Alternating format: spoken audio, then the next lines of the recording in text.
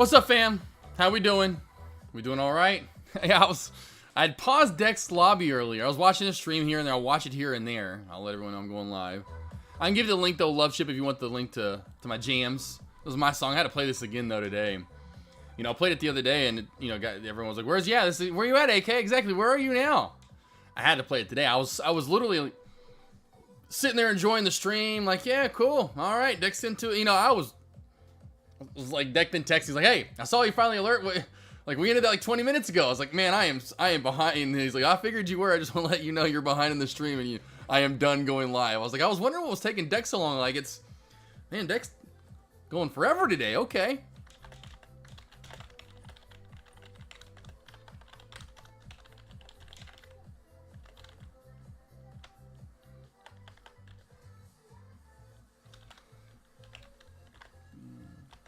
Go with the AGRX. I'll go with those two. Anyway. Yeah, Super Buddy. Well, whatever. It is what it is. So, how's everyone doing today? Hopefully everyone's doing it good. Super Buddy, are you still in? Which I didn't see if you alerted. I did alert a second ago. Super Buddy, are you still in your KZR trade? I know D. Sarley says he is still in his short. I didn't even notice KZR this morning. I was looking at all the different. That's what lately we've had. The ones that still stick around: Sigas of the world, Redbox of the world, Revs of the world, AERCs of the world. Dawn, Deck's still looking at Dawn. I've given up on Dawn and her cannolis. But I will say, we've got. That's my point. We got a lot to look at. Then every day we have a new one to look at. Today was AGRX, and so. Then we get these lunch hour runners, ENDP. It's kind of been matriculating all day, but really starts spiking up right now. I forgot which one ran hard yesterday. Was it Femi that went first yesterday? There was a couple that spiked yesterday, and it may have been Femi. I think I thought there was one before lunch. That's anyway, but expect the same thing overall, in my opinion, with ENDP. I don't know if this really will continue to hold its gains. I think Alex Vaughn is saying that he's shorting it. But definitely keep ENDP on watch. We'll keep AGRX on high watch as far as if it can hold this 215 mark. This is the second pure bounce off this area. I did alert for this as it spiked up earlier this morning. It was a great bounce opportunity. And then, of course, we're now coming to the backside of this trade, which means, the bounces are probably not going to be as good until we get what? More of this. It starts with a B. Starts with a V. Volume. I was thinking of the mob as well, but the volume, the mob. Love Chip, yeah, all right. That's your song for you. I'll give you the link, Love Chip. I'll give you the link. Love Chips, man, I just want this song. I don't care about AK talking.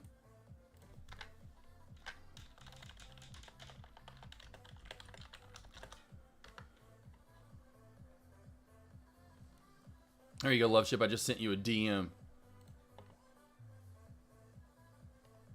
There you go, there you go, there you go. All right, so... but we'll go back to, I think, really, overall, the best trade of the day so far. Got out and back in. Okay, look at you, Super Buddy. Out and back in. Look at you double dipping over there. There you go, double dipping. That has just been a complete pullback and just travesty today overall. And I'd say that'd been really one of the best shorts so far today. I mean, KZR was the one, and thanks to you guys, that's what I love about coming to chat, honestly. I wasn't looking at this. Going back to that, I was looking at all the different plays. I just forgot about this pop-up yesterday. It popped up. If you go back, I don't have after hours turned on here. Let's turn after hours on so you can see this. Show post market. So you can see the even bigger move it made. Look at this massive move. $8, $9 move, whatever that was close to being and whatever it was. And when we see this day in, day out, and it comes back down, usually we just get a great short out of it. And I was just playing purely chart here. I forgot about it, missed this great short opportunity to start the day, and saw this beautiful shelf that I think everyone and their mother saw right around this area around $10, and then we finally got the collapse of that. Finally! I was in actually earlier. I thought it was collapsing right here, and it closed outside this area. Got in at $9.95, and it was, I did the, like I said, 100%, transparency here. I did first time in my life that I can remember it. I may have done it back in the day, but first time that I can remember, team, I did one of these. And I did it in the session. I don't know if she caught it right off the bat, but it was so funny. And I literally, because we got in right here, and we can zoom in. I was like, yes, here we go. I thought we were going to get this here.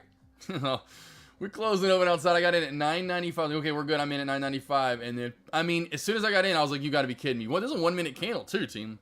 I was like, okay, I'm giving it to 1025, and I so should have added back in. I knew it, and looking back, I was like, man, I would have had such a killer entry if I would have added it up top here at this. And I was like, I'm gonna give it to 1025, but they're gonna have strong resistance. It's gonna fail. So I was in this trade from here all the way down to when it finally started cracking. Before it really started cracking, we were about to get off. And I was like, hey, I'm gonna get out here and watch it crack more. Every time I get out, I swear it's 90% of the time I get out of trades team. And the person that I'm trading with, or just in general, it just will continue to go. I'm fine. I was fine with it, right? I didn't care. I didn't continue to chase it. I was relaxing at that point. Finally, glad to give a great trade and be in a great trade. But yeah, full transparency. I was in here and it popped up on me, and I was like, "Oh no, come on! Ain't happening today." And it did not happen today. Thanos came in. Got the, we'll go over and kind of show you this too as well, which I will get into this lesson on Friday, team. I want to get into this Thanos crossover. But you can see right here, going back to the Thanos crossover, if we can zoom in right around the same area right here. If we can look at it, we'll zoom in a little bit more, right where it was kind of popping up right there. See, it popped down below. Now, in the 1 minute time frame, I thought you could see it was testing. I thought it was going to start cracking right through here. I was trying to, I beating punch, and I got punched in the face trying to beat through the punch, and it stayed a little bullish, right? Well, then it started cracking right here, and that's when we were money, right? So when it started coming down here, and I noticed that it was below the 9, it was the indicator, the signal line was on the bearish side, and then boom, finally got the crack back exactly like we're looking for, and then it stayed that way for the most part. Now, I know in the 1 minute time frame we did get a little bullish until we get the full crack back, but that's why I tell most of you traders, go into this 3 minute time frame, and you'll see things a little bit easier and better. And the fact that how when we got bearish earlier, when we got bearish earlier in the day, how far this bearish move came back from. And that was 45 minutes for the opening bell. We were bearish for, gee golly, I mean, like an hour and a half, right? We were bearish for a very long time. And so that's why we were due for a little bit of a small bullish move.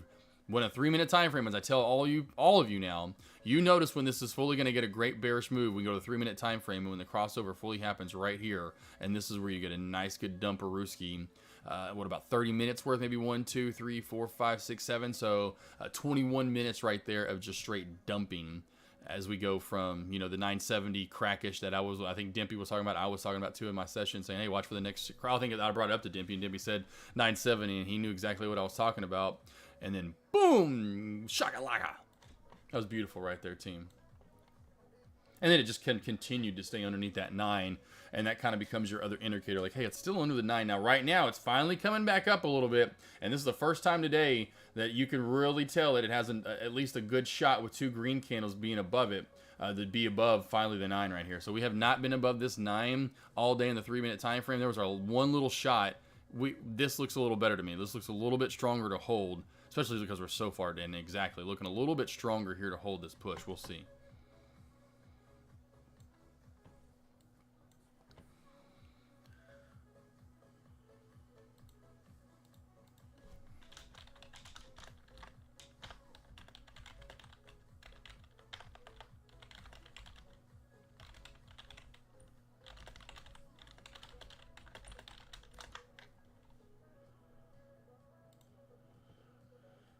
Let's see. Love Chip. Been waiting all day for the stream, of course. I'm happy. You're good. You're good. Nah, just giving you a hard time. Let's see. Maury fam. If anyone needs any of these dope songs at AK47, just download Shazam and get the song. There you go. There you go, Maury fam. That's how Maury fam like it just listens to my, and then I guess it picks him up on that Shazam app and lets him know what song that is. And he's like, oh, cool, thanks. I think one day, because that's when I was like, Maury fam. He's like, because you're like, I got 3 new songs out of that or something. I was like, what? I was like, I guess he just found him in there and somehow pulled. I was like, I didn't know what you were doing, but now it makes all sense in the world what I'm doing here, or what you were doing. Ascension, where would the ENDP exit point be for the short? Let's go back to ENDP since it is the actual top mover really as of right now, as we can tell. ENDP, until this cracks this, in my opinion, which we have not, and I'll go back to the base bottom of it.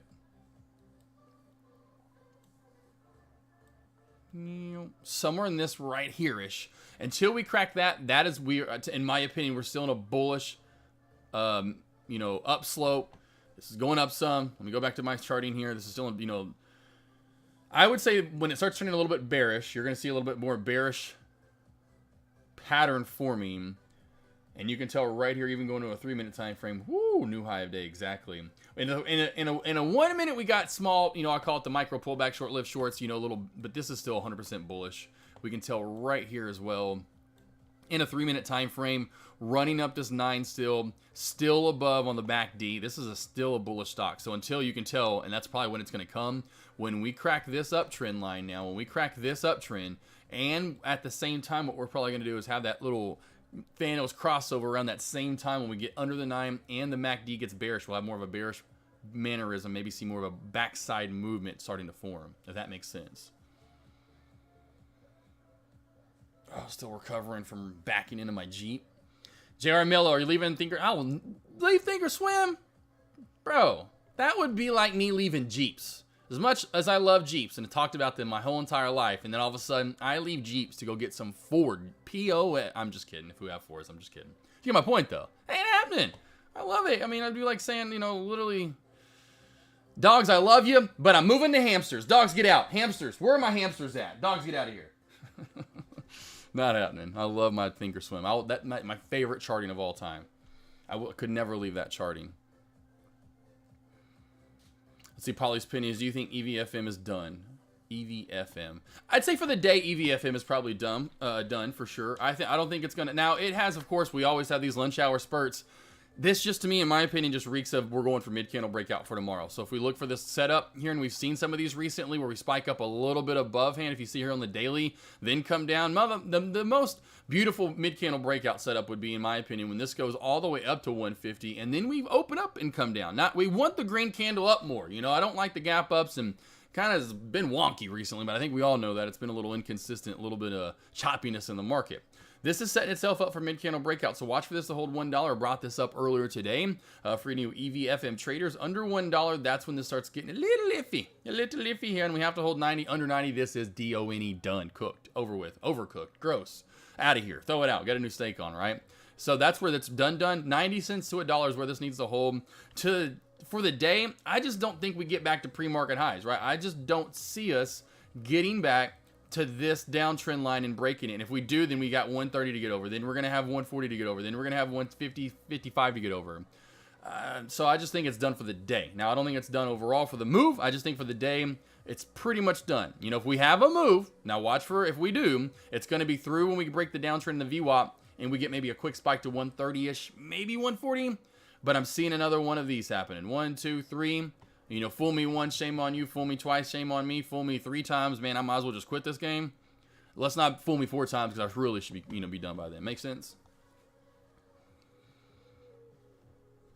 I mean, some of these are kind of like meh that are on this mix.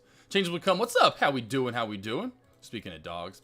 But you know what I'm saying, though. Hopefully, just giving you a hard time, though. JR Mello. No, I'm not. The great platform, you know, 100%. I have put money in the account. And I'm trying to decide if I want to stay with them. Like a lot of people, you know, if the short's readily there, or am I just always going to use Lightspeed? I'm trying to still make that decision, and that's really, it comes back to, you know, do I want to leave? Because it really comes back to Thinkorswim. It really would be a battle of that. Thinkorswim or TradeStation, and I just can't leave Thinkorswim. I just can't. I want to eventually get to a premium broker too. On top of the fact, like a super big time, big boy account. You know what I'm saying? I'm always going to have Thinkorswim. You know, it's probably always going to be my go-to. But I wouldn't mind getting to a shorting, a different shorting. Man, it's all, again, it doesn't matter. I mean, I think everyone does what they need to do and what floats their boat. I mean, I'm going to go into that here in just a little bit in today's lesson with the whole patience thing. You know, everyone's going to have their own grind, you know, essentially in the end of where they get to, didn't mean to press that button, of how they, you know, succeed as a trader, you know. We're not always going to be the same, essentially. We're all going to have different paths, and we're all going to like different things. Again, you know, back to my Jeeps. I mean, not everyone likes Jeeps. I mean, that's fine. You know, maybe you want your Ford, or maybe you want a Toyota, maybe you want a sports car, maybe you want a Prius, maybe you want a big jacked up vehicle, maybe you don't care what you drive, maybe you want a bike, you know, whatever. So I think everyone's going to be a little different in what they want and what they like, and what fits them best is what they need to stay with. I mean, going back to even Ashton on Friday, you know, and the stuff that we talked about. I mean, you know, that was one of the things that we home because we talked for a while and just chit-chatted that first 30 minutes. But it's one of the things we brought up was, you know, every trader is going to be different. You got to find your own strategy, your own setup, your own styles. And I've said that recently, and he even said that how that took him a while to realize what kind of trader he was going to become. I've said that so much, and I think it was, I don't know, it was Prince, if you're listening. I think it was maybe Prince. If it was you, please speak up if it was. But at the seminar, someone asked, I think it was Prince, but someone asked, and I get this asked so awesome. Maybe it was Gator Trader. It was a Prince or Gator Trader. I can't remember which one it was. God, someone from that right-hand side Anyway, they asked what was one of the hardest things, something that you didn't expect would be one of the hardest things you went through early on. And I was like, it was just boom. I've already gone over it so much up to the seminar, and I've gone over it so much recently because I've realized doing so much of these sessions with other traders. And I usually, my last question, because the first session, I always ask about 5 to 10 questions, get to know them as a trader, where they come, just all these different questions, just to kind of break it down so I know who I'm kind of working with. Last one would be, hey, what usually be, okay, so lastly, what brings you here today? Like, what do you really want to dive into next? What do you think you really need help with? And now, no, most of the time, and I said, I'm going to guess. I think it's really in the end, you're after, because I talk to them and I'm trying to gather and trying to be kind of like the therapist or whatever you want to call it for them, where I'm trying to ask them questions and get to know them. And like, I think you just need to try to figure out what kind of trader you're going to become. And it takes a lot of us a long time. Some of us get it in, say, a few months. Some of us get it in a few years, unfortunately. Even like Ashton Vaughn, I should say. He was Ashton Vaughn. Now I'm combining everybody, but Ashton was saying the same thing. That didn't take me as long, but he was saying the same thing Day Trade Professor is, where they were trading penny stocks at first, and they just did it for a while, and they were kind of successful. But boy, every day they were sweating, and it was a stressful day, and they're like, this isn't what I want to do. I finally figured it out, and it took them both a little while to figure it out, and they've got good at it. But it's like, this isn't. I don't want to do this every day, And so I think as anything we're going to do, you got to figure out what's going to work best for you. I was very elongated just to come back to, hey, I'm going to stay with Think or Swim, but just about with anything, guys, I'm not talking about share size you use, what time of the day you're trading, if you're trading all day, pre-market, whenever you're trading, what brokerage you're going to use, what setup strategies, indicators, all that kind of stuff, right? Fayez, is KZR still good to short here? I'm sorry, Fayez, I just think it's so shorted out. I would have to say, please be careful with the short again. I mean, I know, it can go down more. I just think it's so shorted out. I'd have to be the a-hole guy that say, don't short it. But I want to be the smart trader in me and say, man, I just think it's shorted out. Now, maybe if it pops back up possibly to this, which was very strong support earlier, so anywhere around 975 all the way up to like 995, somehow gets a big push back into the first time back into what was once strong support, will be probably really strong resistance. Until then, there's nothing, in my opinion, at least right now, that's really showing up right now with KZR. I'll go over here to my even charting. Maybe in the 3-minute time frame, I wouldn't even go with the 1 minute at this point in the day. I would go with the 3 minute because the 1 minute, it's really, the volume looks so light. I would go with the 3-minute time frame and do this right here and put your 9 on and put your MACD on. And when they both cross over, so as in this is back under the 9 and this crosses back over on the bearish side, maybe you get another one of these where it just continues to push that lower VWAP down, which again, you got to realize it has been pushed down today. So there's, not, in my opinion, not too much maybe left to short. And maybe if it pops back up again, you would have a little bit better shot. Apologies, you got it. Jay Runner, what do you think of NRSN? It looks like it wants to, let's see, it wants to go, in my opinion. NRSN was yesterday's mover. NRSN was yesterday's mover, was it not? It did a lot of this yesterday, honestly, Jay Runner, and I would just say watch for this downtrend break right here. You have this, if you think about it, traditionally we have this downtrend break, so right here we're testing it real hard, but what don't we have to test it real hard? Volume. Unfortunately, we have no volume right now, so we have no volume. It's going to be really hard to push. You got to think about, well, I wish I could pick up one right now, then I'll go crazy. Okay, she's underneath me. I was like, where did Queenie go? It would be like if I have my 12 dogs, and I did her on, but if I could have 12 Great Danes, or 12 Huskies or Shepherds, I'm killing it, right? I don't know about the Great Danes, but, in a regular sled race, imagine them without the snow. They would it'd be like horses taking off, right? Imagine if I had all my Chihuahuas, they would be like, they couldn't do anything. And so these are a bunch of little Chi-Chis down here, and I love my Chihuahuas and all, and my little long, got Italian Greyhound, got a Min Pin, all your little guys, whatever little guys all that are all out there, little yappy ones that are a little fun. Some of them aren't as yappy. They're bark, bark, bark, bark, bark, bark. We want some bark. We want a Great Dane to come in here. I mean, I could knock, and then you could hear Groot come running in here and get it. I don't want to be obnoxious, but we want some bark. We don't have any bark right now. We have a lot of, really what they would say, a lot of bark with no bite, and that's what's kind of going on right now. There's no volume, and so I just don't see if we get that today. And I will tell you, where it comes in is going to be over this high of day, and that was a big settling point yesterday. It was the open as well. If it gets over 260, we break the downtrend. We get over 2.6, which is only really typically essentially 10 cents away. That's where we'll get some more volume and some mob to come in, and you may start seeing some spike ability. Just breaking these down real deep, like, AK blasphemy. Renard, we're doing good, baby boy. How you doing, baby boy? Tar Mello, always good, Mr. Mello. Junior Mello, JR Mello. Bernard, yeah, you just noticed? I thought you've been over here. The stash is gone. What up, Sniz? What up, Sniz? What's up, Chicago Sid kid? How we doing, baby boy, baby boy? Faez. Okay, and did we go over that? Hopefully, Faez, you got that. King Trades made a earlier Niller. Let's see, very happy with this one. Let's see. Trade I made earlier. Oh, nice, baby boy. Look at you. Good job. Okay. I like it. Good job there, man. It's a beautiful was that a short I'm thinking you got in right there on gray? You hit the top and scaled out around $1. That's pretty money right there, King's Trade. That's pretty money, boy. What's up, Dimpy? How we doing? Faez, you got it, boss. Cool, cool, cool, cool, cool. And we're caught up. All right, cool. And yeah, right? I like all dogs, Active Trader. Obviously. All right, team. So, what we will get into here in about, as usual, about 45, 50 minutes from right now, about 1:30 Eastern time, I'll get into today's lesson, how to really gain and maintain patience. You know, I saw a lot of people talking about that earlier. I haven't really ever, got into a lesson. There's no slides really to get up. I can't pull up slides and be like, all right, team, let's look at this trade and see where I got in here. And I turn into like Rex Kwando and I'm like, do you see with these pants on what I did, that roundhouse back kick right there? And I waited for 47 minutes just to get it in. There was none of that. You got it. You got it, King's Trades.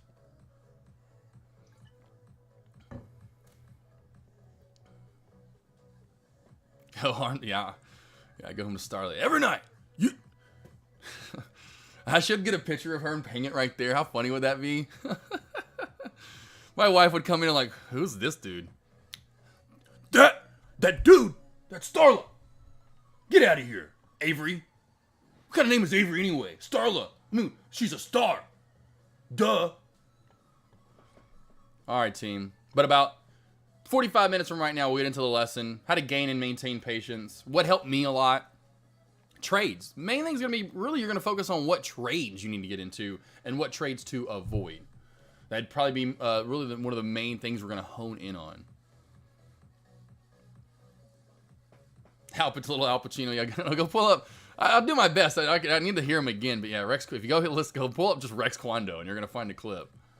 He talks real goofy, kind of almost like Batman, but just even more goofier. He's got to use this deep, dark. He thinks he's mean sounding. I don't know why they did that with Batman. I guess it was kind of where they started doing that to disguise his voice. And I'm like, I thought the cape and the mask was enough. Maybe not. Maybe he needs to talk a little differently too. I mean, heck, all Superman did, Clark Kent, he just took his glasses off and put a cape and some suit on. He didn't even hide anything. I mean, how do you not know that's... How do you not know that's not Clark Kent? Like, looks just like the guy. You got a twin out there? Superman's a twin. Clark Kent. Man, don't you wish you could be like him? Your twin?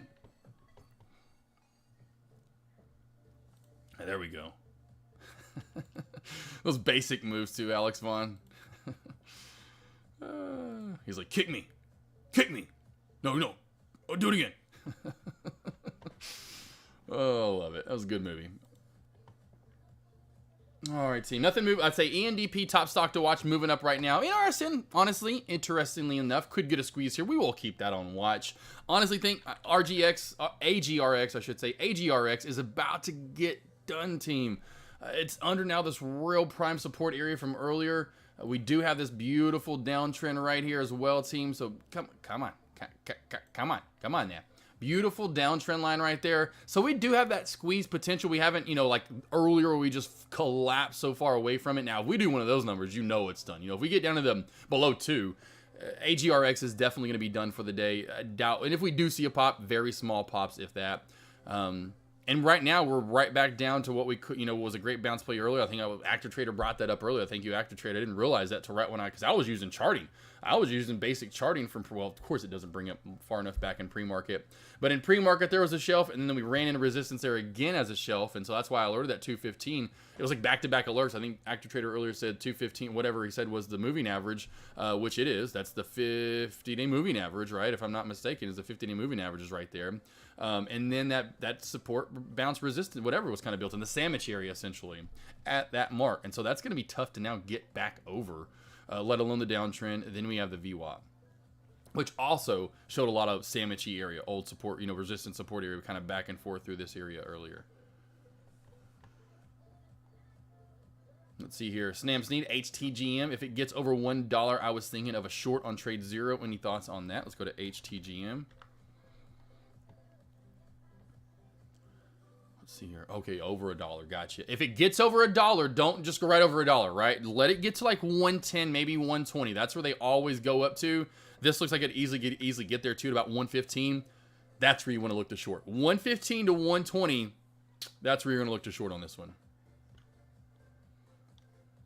And I like the idea. I understand that. I see what you're seeing there. I would let it pop fully over $1. They usually run to 110, if not 120 area, boss.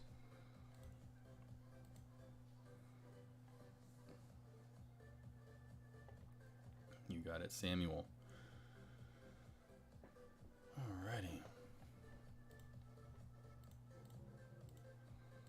Well, good news today, team. Thank you again to my boy AV, Alex Vaughn, for this tremendous screenshot. I could not have asked for a better screenshot, and I'm trying to find it right now if I can find this.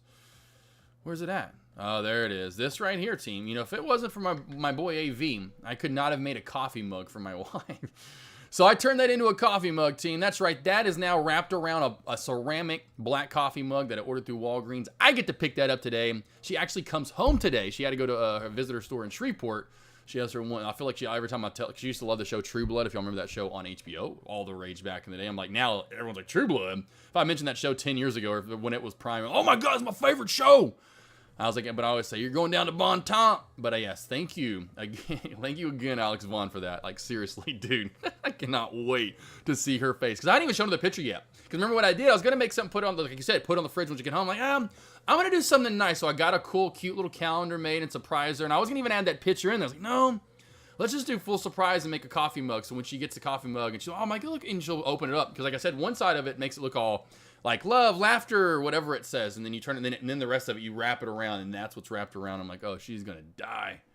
Oh, she's going to die. I know, yeah, if I just would have sprayed tan. Well, now I'm a little more tan. I was a little white that. I mean, do I look, I think because the light comes in always, do I not look maybe a little more tan now? I got some more sun recently. I was looking a little white then. I'll have to admit. I need to look a little more tan like my brother in there. Let's see, Philip. What's up, boy? What's up? How we doing? Give your thoughts on Amazon. Yeah, Amazon, yeah. Long term, or are you talking short term? You want long term, or you want short term? Because, boy, this was a short NATO today as well. I almost brought this one up as far as KZR, 2 shorts of the day. You know, I was almost mentioned earlier when y'all were shorting, and I was like, yeah, well, I'm long at 104. Both, please. Okay, cool. So, short term. I was going to break that. I almost was going to do that. So, short term. I would say this probably is about at its bottom for the day. This hit this area. Maybe it goes down a little bit further. You can see the close of the candle, the open of this candle. So we can see this area is going to be pretty nice support. We almost see a bottoming tail right here, a low of day after that. So we know we're close to that already, as we've even pretty much hit this bottoming tail today already. So if we do dump down a little more, I bet we don't go any further than 107.50. And so for the day, 107.50 would probably be your low if we do get back below 108. Looks like it's trying to U-shape back up. I will pull this over here as well on my chart. See what we have in the 3-minute time frame. Getting a little bit bullish in the last 10 minutes, I would say. Last 10, 15 minutes. If we get back over 109, this will probably see a push to 109.50. And then after 109.50, as you can see this area right here, where is it at? 109.50 right there. After that, then you're going to see a push to 110, probably above 110 again. You know, possibly to 110.25, 110.30. 110.30, I should say, not 110, but 110.30. That'd be. I would love to see this at 110.30. I would have so much. I would be done, guys. I would take probably 2 weeks off. No lie. If this is it, if this was at $1,000, you wouldn't see AK for about a month. Not a month, but probably 2 weeks. I'd pop in here and there to check in on you though, for sure. But at the 1010 mark is where you'll probably get the, or 110 mark. I should. There we go back to my. I want this at 1,000. I really do. Maybe my intuition is saying I'm gonna hold this till it gets to 1,000. But again, this 110, I think that'd be the goal for the day. You know, I don't think it gets back over, you know, this 111 mark. And here's what I'm going to do with it. I'm going to come over here and watch the SPY. Because you know what the SPY does, Amazon's going to do. So Amazon, and this is at that same mark, you can see 386, whatever. We'll go 386. Watch where I'm going to leave the crosshairs right now. Oh, money. I love it. God, I was like, I've been doing this a lot recently, team. Sorry, wasn't having a seizure there. But you go back over and just watch the SPY. So I'm going to leave my crosshairs right where they are. Look at that. Like right on the dot, right? And so just mind-boggling sometimes, honestly. I feel like I just watched David Blaine do a trick right in front of me, and I'm just like, what just happened? Did he really just make a bird turn into a milkshake, and now I'm drinking the bird? That's your main area right there. So now, overall, for long-term, that's your daily movement, in my opinion, and then watch the SPY. Now, going back to long-term, I'm already in this at 104. I'm seeing this and wanting this back to, now, I'd love to see it at 1,000. But regardless, my goal, and I was just saying this earlier in my session, I want this to my birthday. My birthday's in October. I want this to my birthday next year. I don't want to sell any shares until October of 2023. In my opinion, I'm going to see the biggest return and the biggest play I've ever had in my life. There's no way by October of 2023. Back to Ashton Nolan, which I love him. He was using, if y'all watched that interview on Friday, his crazy indicators that he's using, which I love, and seeing reversals on stuff because he's a swing trader, an options trader. He's in stuff, recently not as long, but at times he's in stuff for months. And so he's seeing that return already starting when he's going back like I do. You just go back to past chart history, use your indicators and what's happened in the past and when it's happened. And he's already seeing, and I'm thinking the same thing already, just technically, is how long we've already kind of been in this. A lot of people think we've just gotten in this recession. I'm like, no. We've been in one. We hadn't just gotten one. We've been in one. And so I see the return by end of this year and into next year. Or into next year. Into this year, by early next year, we're already for sure kind of ramping back up. And that squeeze is about to happen is what he was even saying. And then by this time next year, we're looking fine. And then by, fall of 2023 into Christmas, into New Year of 2024, I mean, get ready to fire away, team. It's going to be crazy. It's going to be not like 2020 and 2021. I mean, it'll be similar, but that's when it'll be awesome again. So long term, get in when you want. I'm not saying that typically, but my area I got in, I was scaling in as it was coming down originally, right? And so I want, and I will get when it gets back down. I'll make sure I get filled this time because I have an order at 102 just to make sure I don't get filled I miss out on another dip. But when it gets back down to this area around 101, I missed the last one, but I'm not missing this one, and I'm going to try to get filled again to get in even more shares. My average is like 104.10 for Amazon. And so I'm in this long term. And I think, and if we do see more of a pullback, and that's fine. I think Ashton was saying the same thing, and I agree. We could see more of a pullback. Makes sense. I think we're all saying that too. Any top trader in chat probably say that. I think Alex said that too. Dex probably said it. I just notice people and what they say, and I agree with it. Especially this head and shoulder right here starting to form a little bit. Could see a crack of the bottom part of the shoulder right here. Why would you add in at 102? Because I'm going to add, that may not be the bottom. It may not. We never know what's going to happen, but I want to add in just to make sure. And if we dump below that, I say dump, but crack below that, I'll add in as we go down. This isn't going to go down forever. And then again, back to because it rolls with the SPY. So imagine what the SPY is going to look like a year from now, 2 years from now. We again, go back to past chart history. I'm not going to do it all. And so long term, you're fine to start averaging in when you want to. Wherever you feel like the safe areas are, you can see the bottom area now is around 102. Anything below that, the SPY is going down to new lows, and that's fine. We'll just average in some more. It's all long term. It's 6 months, a year down the line, 12, 18 months down the line. Hopefully that makes sense there, Philip. But yes, long term, short term. I try to break that down as well as possible. Kadoble. How much emphasis do you put on movement during lunch hours? Let's see here. Go back to this doom. Do we have anything moving that I can see recently? Anything. I don't see anything. HTGM's kind of popping. All right, sorry, Kadoble. Let's see here. Movement during lunch hours. Call it. Let's see, whatever we call it. That's right. That's fine. With hour-wise, I am torn on whether to pay attention to those moves or with lower volume. Kadoble, the main thing I would look for in those hours are when it is hotter out, and we notice it is hotter out, we are relatively all still, Dex probably still talking a lot of the time, we're jumping back on the mic. Those are the days to take advantage of it, in my opinion. Take advantage of those movers that we may have during lunch hours. That's A. B, which we had recently, a few months ago. It seemed like, and they would run. We would have lunch hour spikers that not only may have spiked already that day and then continue to spike really hard during lunch, or they just popped out of lunch and actually didn't give back gains. They continue to run. And then that leads into C, where most of the time, especially when in this other time frame like right now, if they pop up during lunch hours and they had no volume beforehand and they hardly did anything to start the day beforehand, look to get a short, because I went over about 3 yesterday. FEMY is one of them. I remember, or IKNA was another one. Go look at those two yesterday, right? Go look at FEMY. So look to short those. So that's the kind of the frame we're in right now. When these pop up at a no volume, pop up during lunch, we're gonna run over to short these 100%. IKNA, I think this actually was the first one yesterday. And then I was going back to earlier. I was asking which one was first that started spiking before I went live, but you get my point. So we're in that time frame, which I think this would be the big chunk. If you put a big pie graph on, I'd say 50% of the time, this is what you're going to see. If not, maybe, you know, it's 50, 25, 25. So 50% of the time, you're going to see pump and dump. So get ready to short. 25% of the time, you're going to see continuation runners. It's just hot. You know, the play's hot. It's just a hot time of the year. 25% of the time, you're just going to have the random pump out, the random pumps, but you're going to have these short time frames where like, wow, they're continuing to run. These are not giving back gains. This is a great play now. We're still looking at it. Oh my gosh, Dexter, well, it was Deck going live. Now it's Matt's going live, but whoever's going live in afternoon commentary, they're still talking about the play. So just play the trend usually is what I would say to that. And then the trend now would be look for shorts. And then especially with that crazy, stupid volume that kind of like you were talking about that just pops up out of nowhere. Those are the ones you really want to look short.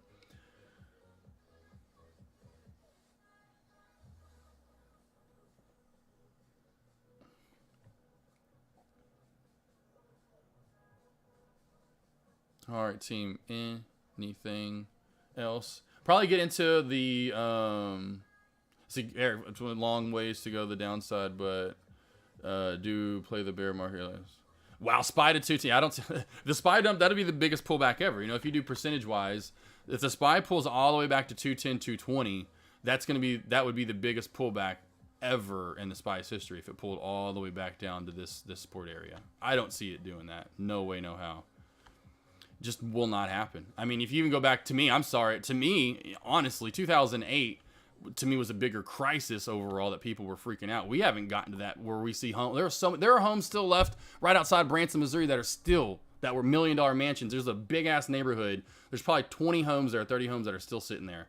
If we get to that, which in my opinion we will not, that won't happen. That's when I think we would see a bigger pullback. But I just don't think that's going to happen. That's in my opinion. Yeah, if we get down to 220, we'd be living in the purge for sure. I mean, we would be running around with like people would be Molotov cocktails left and right. We'll see though. I mean, if not, yeah, I'm good with playing bearish market. I've learned that very well. Heck, even earlier today, I'm missing out on plays that I'm sitting there alerting, not to you guys. I mean, I did alert some to you guys that I don't take. And I'm like, I remember Matt saying this live one day too. He was like, man, I should, like, because it happens. You alert so many plays in the end, or because you guys ask a lot. We just end up alerting a lot anyway. But we take probably very few of the trades that we alert. And I'm like, man, I need to start taking more of these.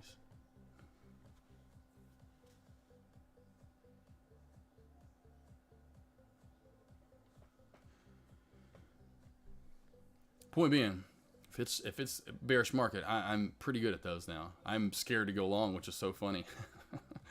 Which is fine. I'm not worried about missing out on plays, honestly, at all. That's what I tell a lot of traders. Even like earlier with, honestly, even earlier like KZR, you guys, maybe D Sarley, I think still in, KZR still in this trade. I gotta tell most traders, get just a piece of the pie. I was happy to get this little chunk right here.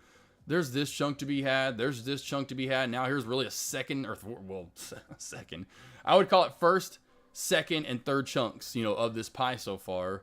And I had a slice of it, right? So I had a pretty decent portion. Nothing major, but I had a decent portion of it. I got a slice or two, overall. So that's what I just tell most traders, you got to adapt and adjust. You can't adapt and adjust.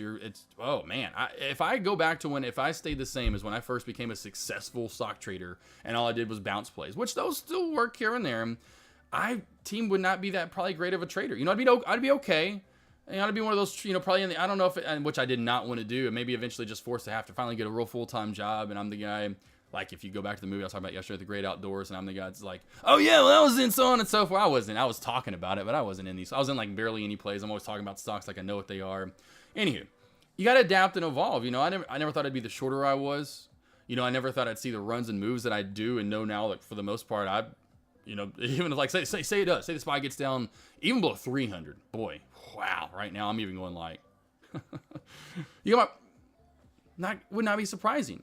Going back to, if you have traded long enough like I have, why is it not even that's that long, but you traded before GameStop is my point, and then you saw GameStop do what GameStop did, you gotta kind of have to get that rule book and start tossing out the window, and saying, hey, not generically, but saying, hey, as in you thought you've seen it all. Now you really have seen it. That's when I was like, okay, you know what? Not surprised. I'm not going to be surprised anymore in the stock market. I'm not going to let anything shock me. I can't, because then again, you adapt and adjust. You let something shock you, and then you think about anything in life, you let something shock you, overall, what's going to happen? You pause, you think way too much, you freak yourself out, mental struggle starts happening again. KZR, though, this is a dump fest right here, team. I may give it only 15 more minutes and get to the lesson. There is nothing moving as of right now. Is there anything moving? Let me know. Oh, here we go, Jay Runner, NRSN. We finally squeezed it. I did notice that on my chart. Here you go, look. What did I talk about? Not that it's got a lot. But it got volume, and we finally got out of this downtrend. Now, we know the next area right here on the 2.6 mark. Over 2.6, my baby boys and girls, is when this goes more. See, Money. Oh, Money, where you been, Money? I haven't seen you in a minute. Money. Oh, this is another. Oh, my gosh, this was the one. I forgot all about LYT team today. This was a super short NATO. This was like an F5, KZR, Amazon, those are F3s. They're pretty strong, pretty big shorts. This, my friends, if you caught any of this today, holy money. Speaking of money, wow. And again, back to KZR. If you do try to short, you may get a little bit more juice out of this, but this has really been squeezed out as far as to the downside. So this is really a juice short. So don't try to come in and say, well, here we go down to 1. I mean, we're from 42 down to 5, 6, whatever. So that's a big ass drop. Thank you for bringing that up. What's up, Jofi? How we doing? APRN moving a little bit. Aprin, I did see this moving a little bit here. Just very low volume for APRN, so just be careful with this. This is literally exactly what we just went over there. Who asked about it? Kodobo asked about it. These pops out of nowhere with the volume. No volume all day long for the most part. We're getting this volume pop, out of nowhere. I will look for the short anywhere. If this gets anywhere from 430 up to around 445, we know if this gets to 485, it's really going to fall over hard. I don't know if it's going to have the continuation to stay up and get to that burst up to about 485. So I would just be looking for shorts. Anything around the 450-ish area and under is going to be probably where this stays at. I doubt this gets up to that 480-ish mark. Nice there. I saw y'all alerting that. I did not notice it popped up just a little bit there.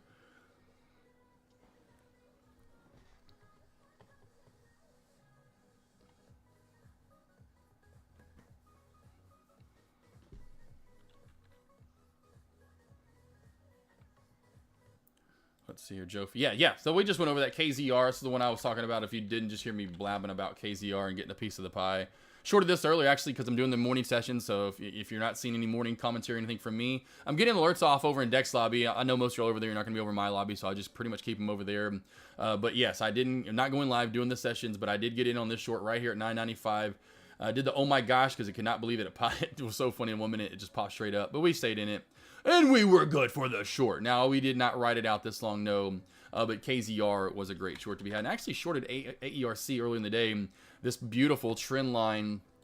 Bring this up. And this, again, will be in the lesson on Friday, team. But right here, let's go back to AERC. This is another beautiful short opportunity right here earlier in the day. So right here to start the day, right here, we have the trend line up. We had this beautiful trend line crack back down, and it was also Thanos crossover. So beautiful 15.5 entry from the trend line cracked, and Thanos crossover took shape, got out right here before we started popping our way back up because we could see this was starting to round its way back up and do the crossover to the north side. Should have went long. Honestly, should have went long right there. That was a beautiful long to be had. That's why again this crossover is just money.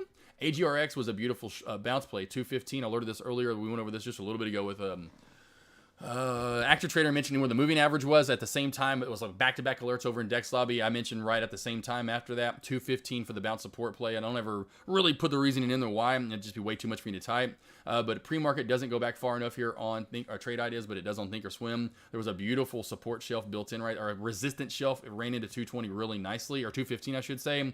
Then did it again here. So I had 2 times it ran into 215, finally popped over it. Being in the 240s, we held it for 5-10 minutes like I always talk about. Let's pop above and hold above. Then we can rely on a bounce. And boy, that was a money bounce.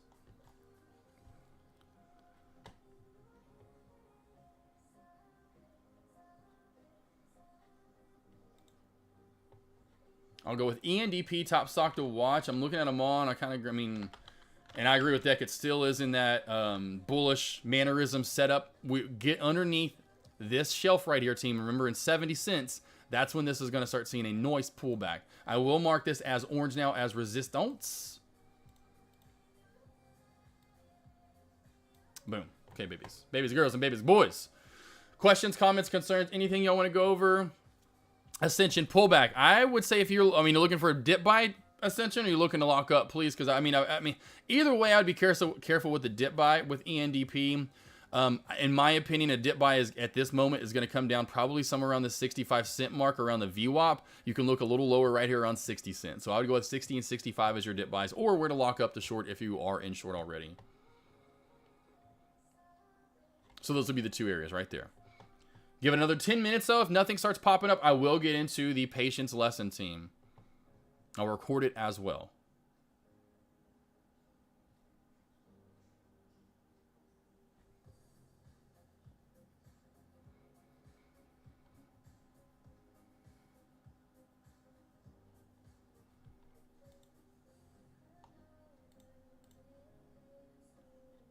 Can you go over gray?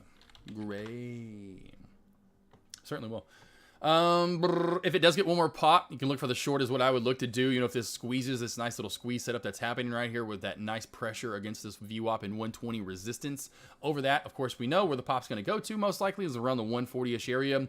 That's where I would look. And of course, if you have shorts, look for short. Now, if you're looking to go long, of course, opposite thinking there. You're wanting the breakout, open, close candles above this 120 and up to 140. I don't think we're going to see gray later on today. Oh, gosh, guys, gray. Here we are at 185. We're testing this moving average here. Cannot believe it here. This is crazy. We're at 185. You know, no. Most likely, we're going to see a nice upper shadow as we typically do on gray. Today's just a little bit bigger day for gray, but most days you see green. It is a nice upper shadow. So that's what I'd be looking to short. Maybe a quick pop into here and go long, but I'd look to go short up top. Maybe even zip, somewhere through there, look for the trend line crack, right? Now, you're going to get a lot out of it. Not going to get a lot out of the gray trend line crack. As we know below this, we're going to dump to about 105. 105 crack, then we're maybe good down to $1. But those will be your two areas to trade right there. Wait for the squeeze and up to this area or below this area. Those are your two areas I would look to trade. Changes will come on like it. I've been waiting patiently for the patience lesson. Awesome, love it. Safe to short APRN. Oh, let's go over to APRN here.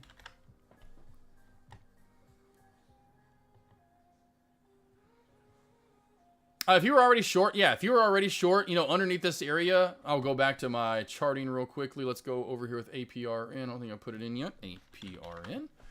From my boy, Love Chip. Man, every time Love Chip, you kill me, dude. I'm thinking of freaking chocolate chip, freaking cookies. You kill me with that. I just want to, you know. And like some fresh ones, too. You know, like some right out of the oven. You're going to burn your mouth. Oh, dang, those are good. Right now, we are getting a little bit of bearishness. I like this one right here. Now, see, I like this one. But under this 4 right here, 395. Now, let's look at the 3-minute. Yep. That 395 mark, and you can see right through here, that's when this is going to cross back, at least test this area on the MACD, and that's when we'll get, of course, we'll be under the 9. So under this 390-ish mark is when this really starts getting a little bit more on the bearish side.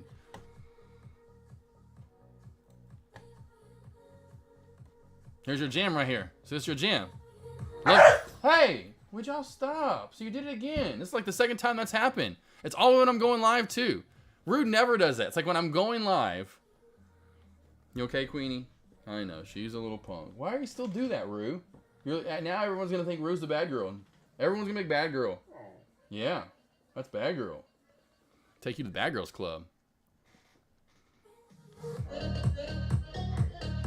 There you go, though, Love Ship. Here's your jam.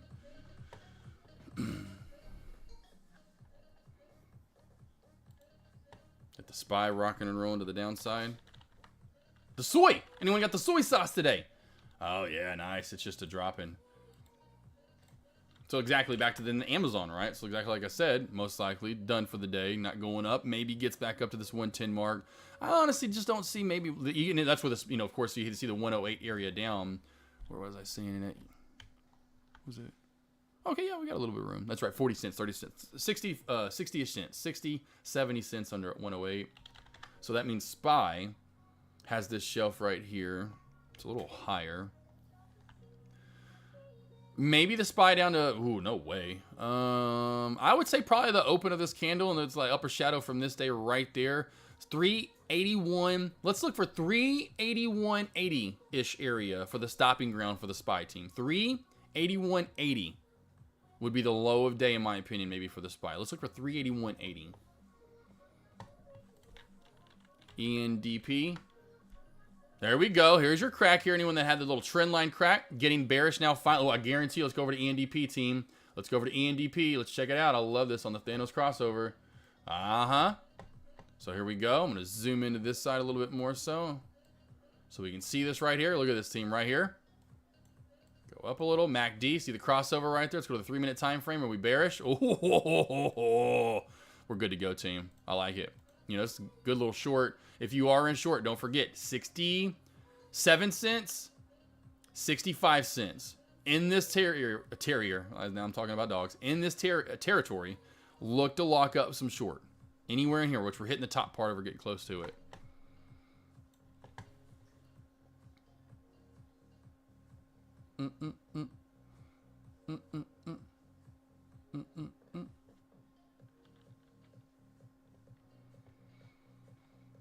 All right, 3 or 4 minutes here, and we'll get into the lesson.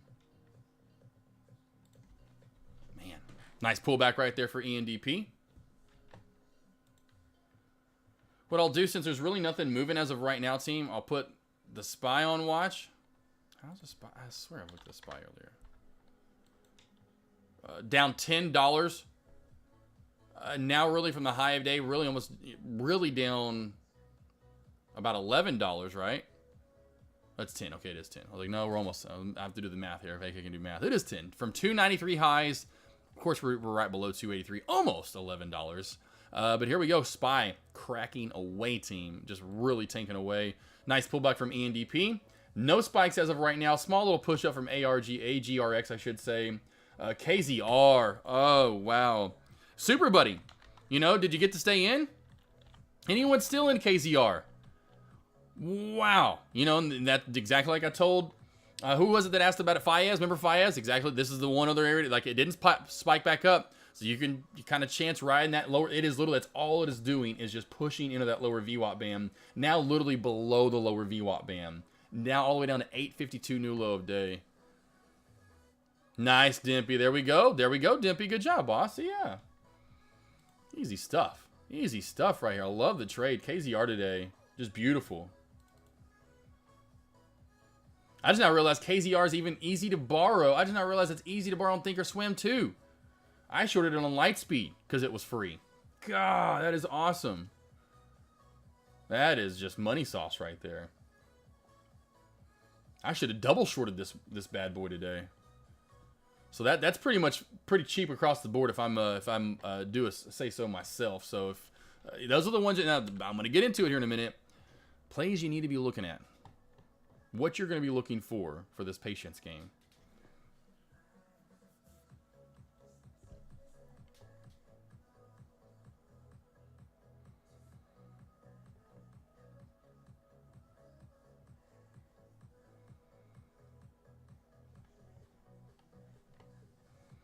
All right, team, I think there's nothing moving. I'm going to go ahead and take a small little break right here for like 2 seconds to get everything ready for the lesson. I'm going to write on something if I can, but I'll be right back. Not write on something like in front of me, but for you guys when I do the lesson. I'll be right back, though.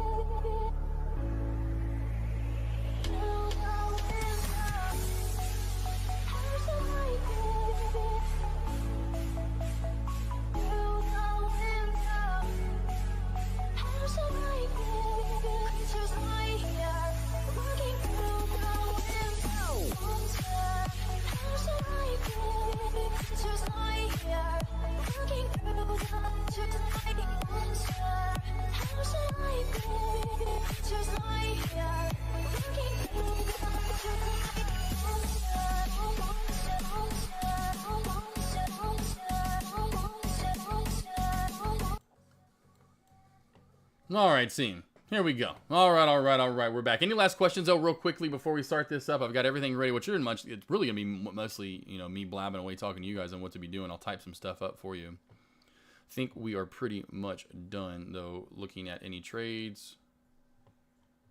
Let me know if you want to go over anything real quickly before I start going over the lesson.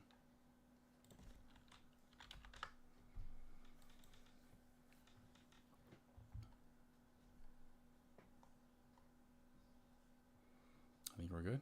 All right.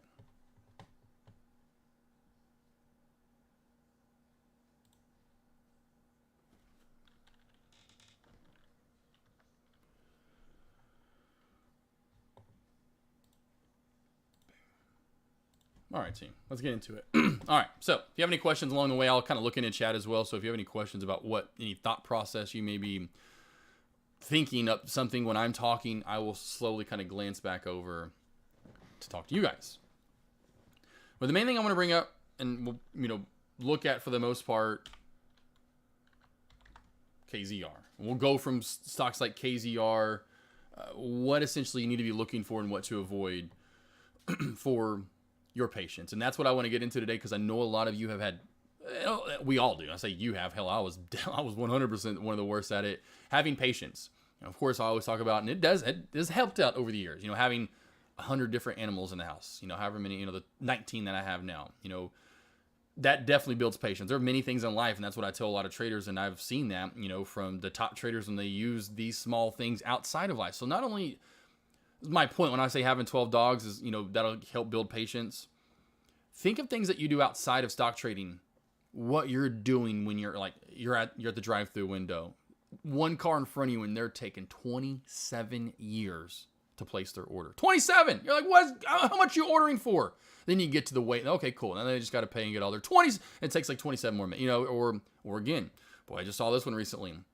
You're in a plane. You think you're about to land. This happened to my wife recently. You're about to land. And all of a sudden, there's a storm or whatever, kind of at the last minute, and they got to circle around for an hour, and then she had to then divert to Jackson, Mississippi. You get my point. Patience, right? Patience. All these little things that you go on sit in big cities. All you guys in big cities. Traffic. Patience, right? We use those things and understand that if you have to endure certain things that you would rather not have to go through in life, understand that if you can go through those things, if you can manage 20, 30 minutes in traffic, you can manage an hour flying around extra in a plane waiting for the weather to die off so you can land. If you can wait 20 minutes, I just went in, I waited 25 minutes in a drive-through line. You can have patience to be in a play for 5, 10, 15, 30 minutes, an hour, right? It's easier said than done, but try to use these things that you have. Again, you have 12 dogs at home. They're barking, they're yapping. You got all this stuff. You got trying to make food for the wife. The kids yelling. The wife's on her for what? You get my point. You're getting no help. And you're like, serenity now, right? We have these moments in life. Try to understand that using those moments in life to discipline yourself in the stock market is very crucial. I want to bring that up right off the bat. And then secondly, because it's helped me understand those things. Understanding that I can... If I can go through that kind of stuff and have the patience to put up with some of the shit that we go through in life, you can have the patience to just wait on a play to work out and wait for your targets to get hit, whether it's a stop loss or it's your targets and they're actually getting hit in the right side, the right direction you want to go in. And so a lot of the keys to start off with at first, I cannot stress this enough, team. And I'll put this kind of over here so we can see this charts as well as so I can type. This right here. Going smaller share size. And I can put 1 trillion capital letters right here. That is going to be one of the first main keys of what's going to help you be a more disciplined, patient trader. If you go smaller share size, you're not in 1,000, 2,000, 3,000 shares, so every penny, or every penny, but every 10 cents is $100, $200, $300. Say you're only in 100 shares. It's not going to be detrimental as you would think, right? It's not going to be. So that way you can stay in your play a little bit longer. Wait for it to rotate in your direction, or maybe not, and actually stick to your stop loss for once, And what also is going to help you do this? Besides this right here, going smaller share size. So breaking that down.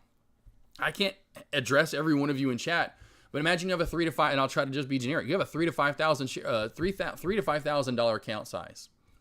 Literally don't go anything over 100 shares. Now, every once in a while, you're starting to feel a little confident, go 300, maybe go 500. But you know, as soon as you do that, and you're used to doing 100, 100, 100, 100, 100, 100, 100, 100, you go win 500, you know exactly what you're going to do as a human. Oh, I'm in 500 shares, man. What do I do? That's why we just stick to the basics. Just go 100 at every trade. Stick to your target. Stick to the main thing, forming a plan, right? You don't form a plan, you're not going to have any patience. You're not going to know, the deck talks about all the time. A lot of traders, we talk about this all the time. Maybe they know their entry. Half the time they don't, though. I just got in to see, why did you get in this play? Oh, what? And so make sure we have a plan. Not only and see the stuff ahead of time. You know, as much as I try to do as well, you know, as much as I can try to alert, you know, when I'm doing my sessions or whatever, try to anyway. I know Alex does a great job, all the other traders in chat that alert things ahead of time, right? And we say, watch for a head and shoulders creation, watch for this trend line crack. We're trying to see things ahead of time. You know, talking about was brought up in multiple times, leading your receiver. You know, back to, you know, Alex on Friday. I brought it up on, you know, on Thursday, I should say. And then I brought it up on Friday. I've always thought about that, you know, because it goes back to sports, and you just, because your receivers, you got to lead them and you have to throw that pass, and it's got to hit them in the right direction, right? You know, it's got to be at the right place at the right time. And so you're just kind of anticipating that. You know, you're anticipating what the market's going to give you, what the defense is going to give you. And so you're seeing these things form. Why? Because you've seen them happen day in, day out, week after week, month in, month out, year after year, right? And so the more you're seeing these things happen day in, day out, week after week, month in, month out, year after year, you start becoming a little more accustomed to not only what you're going to see, but you become a little bit more disciplined and patient, because you know 87% of the time this is probably what's going to happen right here, right? And so that, just know that time's going to build up what? Patience. And a lot of traders don't understand that. They want to dive right on in and think that they're just going to be able to be in trades forever, and they're not. We get hit in the face real hard. And so going smaller share size is very crucial. So if, again, back to the kind of the count size, you have 3,000 to 5,000 share account. I wouldn't go anything bigger, 100 shares, maybe 500 shares. You have a 5,000 to 10,000, you know, account size. I would go anything between one. I would go literally 1 in 500 shares. Nothing.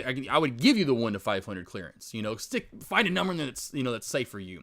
If it's 3,000 to 5,000, I would literally stick with 100 at first. And these are the first numbers, right?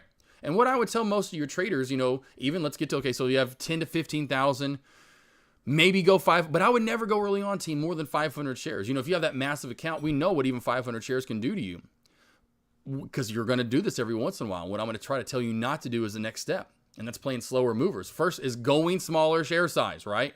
Don't go anything bigger than 500 shares. Really try to stick to 100. Hell, go to 10. Go to 1. I forgot who brought it up last week. I think it may have been Alex, but it could have been Ashton, one of the A's. Brought up, just go, you know, go 1 share, do it 20, do it however many times in a row, do it tons of times in a row. Keep doing it until you realize, okay, you know what? I've done this 100 straight times. This strategy, just don't give up, then go to the next strategy, right? We're going to find one that works for us. But go 1 share if you want to. Hell, I'll give you the clearance for that, right? Just do 1 share.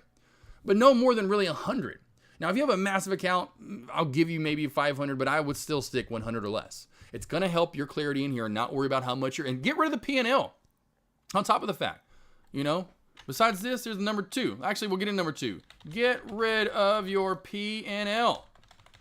And I won't do as many exclamation marks, but I'm going to go quite a few right here and give it to that and say, get rid of your P&L. I mean, there's a reason why most of my charting, when you see it, you only see my average entry price. I don't care about how much I'm up. I want to make sure I'm in at the right price. Cool. Now I'm going to stick to my targets. My stop loss. What are those? Now let's trade. And this is it. Now let's trade. Now let's sit back, right? I was in KZR earlier. I was looking for another play. That's what I want to brought up. I mean, earlier I was in KZR trying to get an AGRX. Every time the dip afterward would miss it. Or AERC, I thought it'd be a 16 and it being a great $16 bounce. Put the order in a little bit below it, hit it 16, went on up, right? I'm trying to get in 2 plays at once. I don't mind that. Why? That's the last step. So let's get into it. Find and trade slower plays. Please. This will be the other big one right here, right? Not as big as the first one. First one's super tremendous team in my opinion. Oh, I was capped out there. And I'll put some. There we go. So we can actually see here a little bit more here, so we can see these a little better. These are going to be the main 3 things I'm going to hit up though right here, and then we're going to go over what we're doing when we're trading.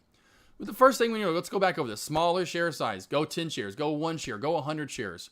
You've got to figure out what works best for you, and you need to get comfortable as well sticking to your targets and your stop loss. So the second thing that's going to help that, get rid of your P&L. Because a lot of traders, oh, I'm down 10, I'm out. Oh, I'm up $40, yes. Oh, shoot, why did I get all of that? Why did I get all out there, right?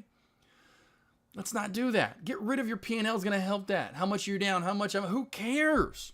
We're going to lose it first. You need, like Alex said on Thursday, you're going to need to get used to seeing red. And that's why I want you to get rid of your P&L. That helps not even worrying about it. You're just going to stick to your targets at that moment in time, right? You're just going to find your targets, your target, and your stop loss, stick to it. So going smaller share size because it's not going to be very detrimental to your account.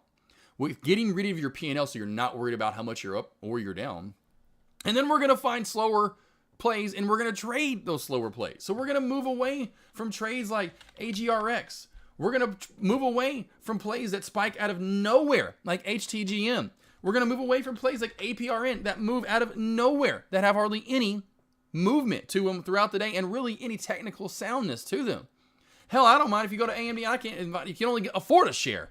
I'd rather you come over here and trade AMD any day of the week as a newer trader trying to work on patience versus coming over here and trying to trade a mover. Now, AGRX is kind of a mixed bag. That's a mixed bag. It was technically sound early on. But these random movers like HTGM, a super fast mover like when ISP, if I can type today, when ISPO went bananas, I'll have to show you this now. When ISPO, which I know some of you may remember, when ISPO did this day, when we go from 12, 15, whatever, up to one, we go 80, 90, $100 move, $50 move in a day, stay away from those. Those are going to be, at first, far more detrimental to your account and you as a trader, because maybe you get successful on one of them. Maybe you win $2,000 or $3,000 on an ISPO. Then you go attack the next one and you lose 10K on it because you try to do the same setup, but you don't even remember what it was. You just kind of jumped in and you lose 5K instead of making another 2K.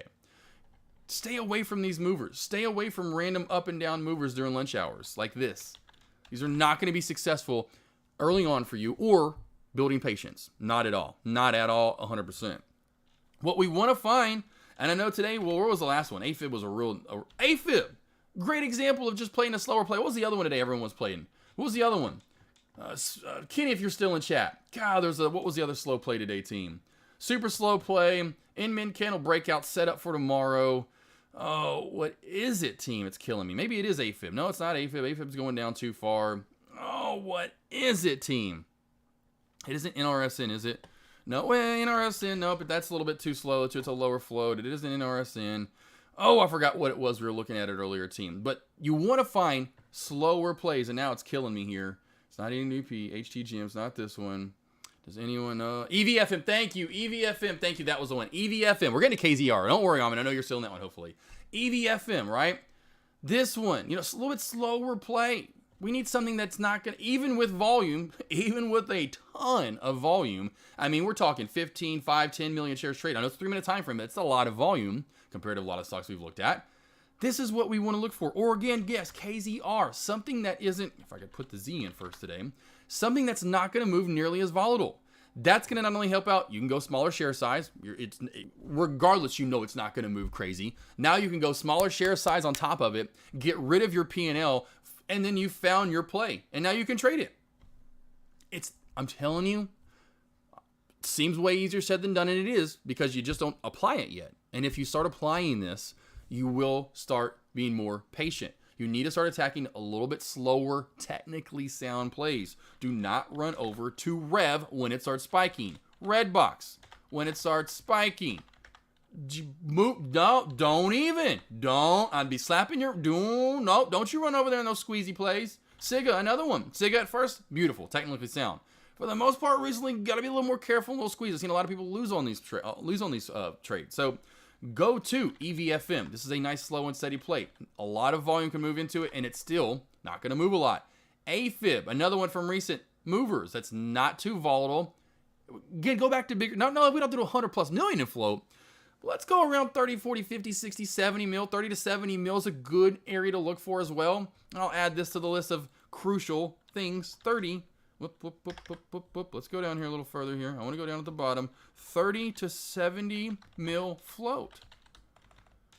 You start going lower than that. I won't put a ton on this one, kind of like get rid of your P&L, but it's crucial. If you don't get rid of your P&L, it's not the end all be all, but I think that hurts a lot of traders. This 30 to 70 mil float, not the end all be all. Very detrimental to a lot of traders. You're going to get one of those ISPO plays, and it's going to be a 3 mil, 2 mil, 1 mil float. You go jumping into it. One of these type movers, you're going to lose. You're patient. How are you going to learn patience on those plays either? It's very hard to. That's more of a disciplined, patient trader. I mean, it's very hard for me to stay patient in those trades. And again, maybe when I'm 10, 15, 20 years in, imagine the patience that will be set in those. That's why I say go attack a 30 to 70 million in float, right? SIGA when it first started moving, because it's 40 million in float. Love it. Now it's starting to get squeezy, right? So don't go over there and start trading SIGA when it starts moving. And let's go over to floatchecker.com just to check out the float. And I love it. This is just like SIGA. We go over to KZR, my kind of trade of the day. Didn't have to worry about it too much. Not going to be a crazy mover overall. Very similar to SIGA's float, right? So before SIGA got crazy squeezy, and that's why I love to short it at first. And look, right on that right there. That's your bread and butter. That's what we're going to be looking for day in, day out.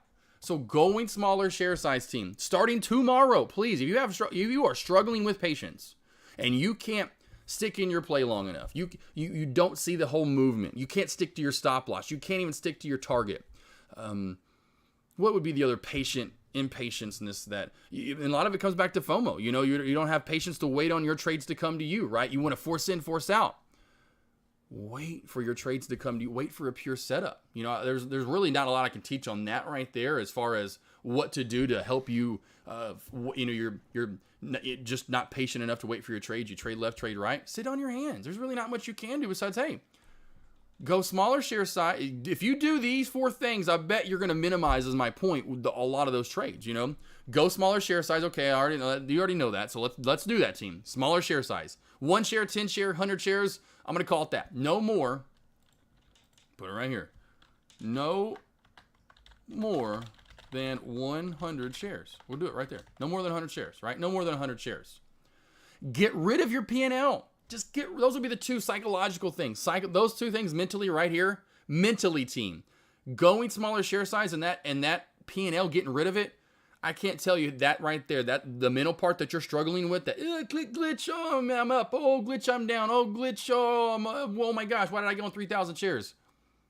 Go small share size. Get rid of your P&L. Those 2. It's going to take a week. May take 2 weeks. Could take a month. But by the end of what could be a week or 2, maybe a month at most, I promise you going smaller share size and getting rid of your P&L, you're going to be a lot more like this and zen in your trades and relaxed. You don't have to worry near as much. Now, if you do the other 2 things here, find and trade. So you're finding them first, and then that's the ones you're going to trade.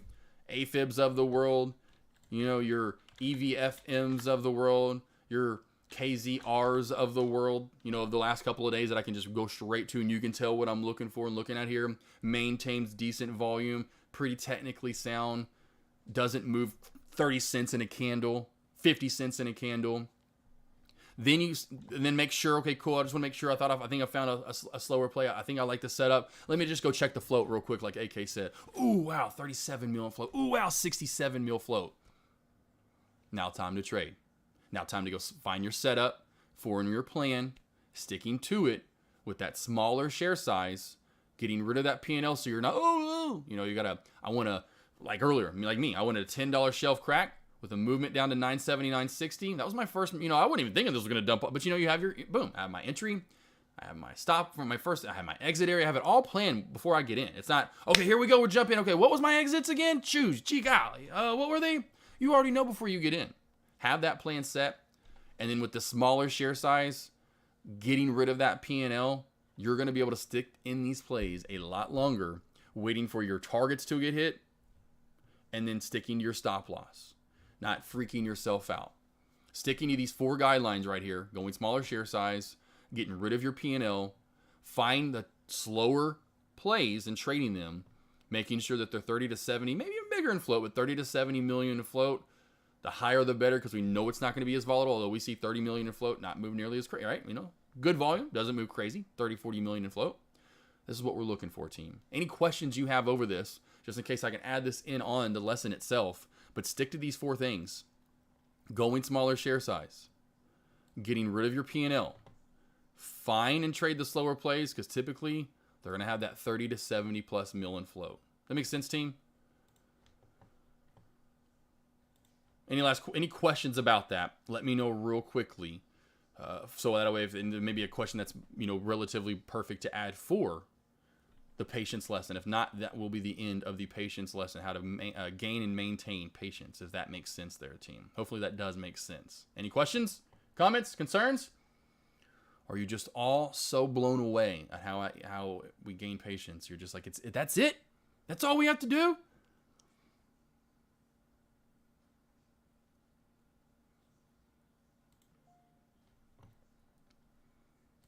You got it, D. Sarley.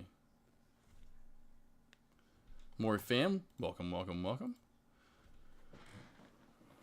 Talk about holding a level. What are you looking for, and how long do you want to see the level being held? Pastor Volsi, talk about holding a level. What are you looking for? And okay, so cool. Let's just go back to this. We can go back to this too as well. Oh, I'm thinking about Thinkorswim right now. So I stay as long as I need to be. There will be times where I will kind of in my head say, if this doesn't start moving in one direction or the other, and I'll use the charting and the indicators to kind of help me out with that. As far as how long I need to stay into a trade, and okay, if I don't get out now, this may start squeezing. If I'm short, and if I do not get out now, this may start squeezing and pop up, and I want to get out now before it does that. Or if I'm long, same thing on that. Hey, it's not really holding this level. I don't want to stick in too much longer. It's at my entry price essentially. It's holding that bounce area, but not fully bouncing right now. I know that's probably what you're looking for. And it all comes back. The main thing, first and foremost, you want to create and stick to your stop loss. So we all have our targets. I think we all justifiably, for the most part, we can have entries and targets right off the bat. I think a lot of us have struggle with the stop losses more than the targets. Now, a lot of us struggle with the targets and actually scaling out at them. They know them. They just don't take the profit there. And going, oh, okay, cool. I hit this one. Now let's go to the next one. And I'm like, no. Let's take that. This was a target for a reason. And then same with the stop loss. You want to stick to it. So first and foremost, we're sticking to our stop loss. We're not, oh, it's below my entry, or it's, whatever, it's going the opposite. It's right, whatever it may be. Like earlier, my entry is $9.95. This started popping up well above my entry, 20, 30 cents really in the end. As in, I called it 10.25 as my stop loss. And I don't mind it popping up. I found the stop loss for a reason. I wish that, like this trade, like earlier which I go live with you guys, I'm not freaking out. I wish it was, when I record these, I should record them every time I get into a trade, just so you can see my thought process when I was in the session earlier with Mego.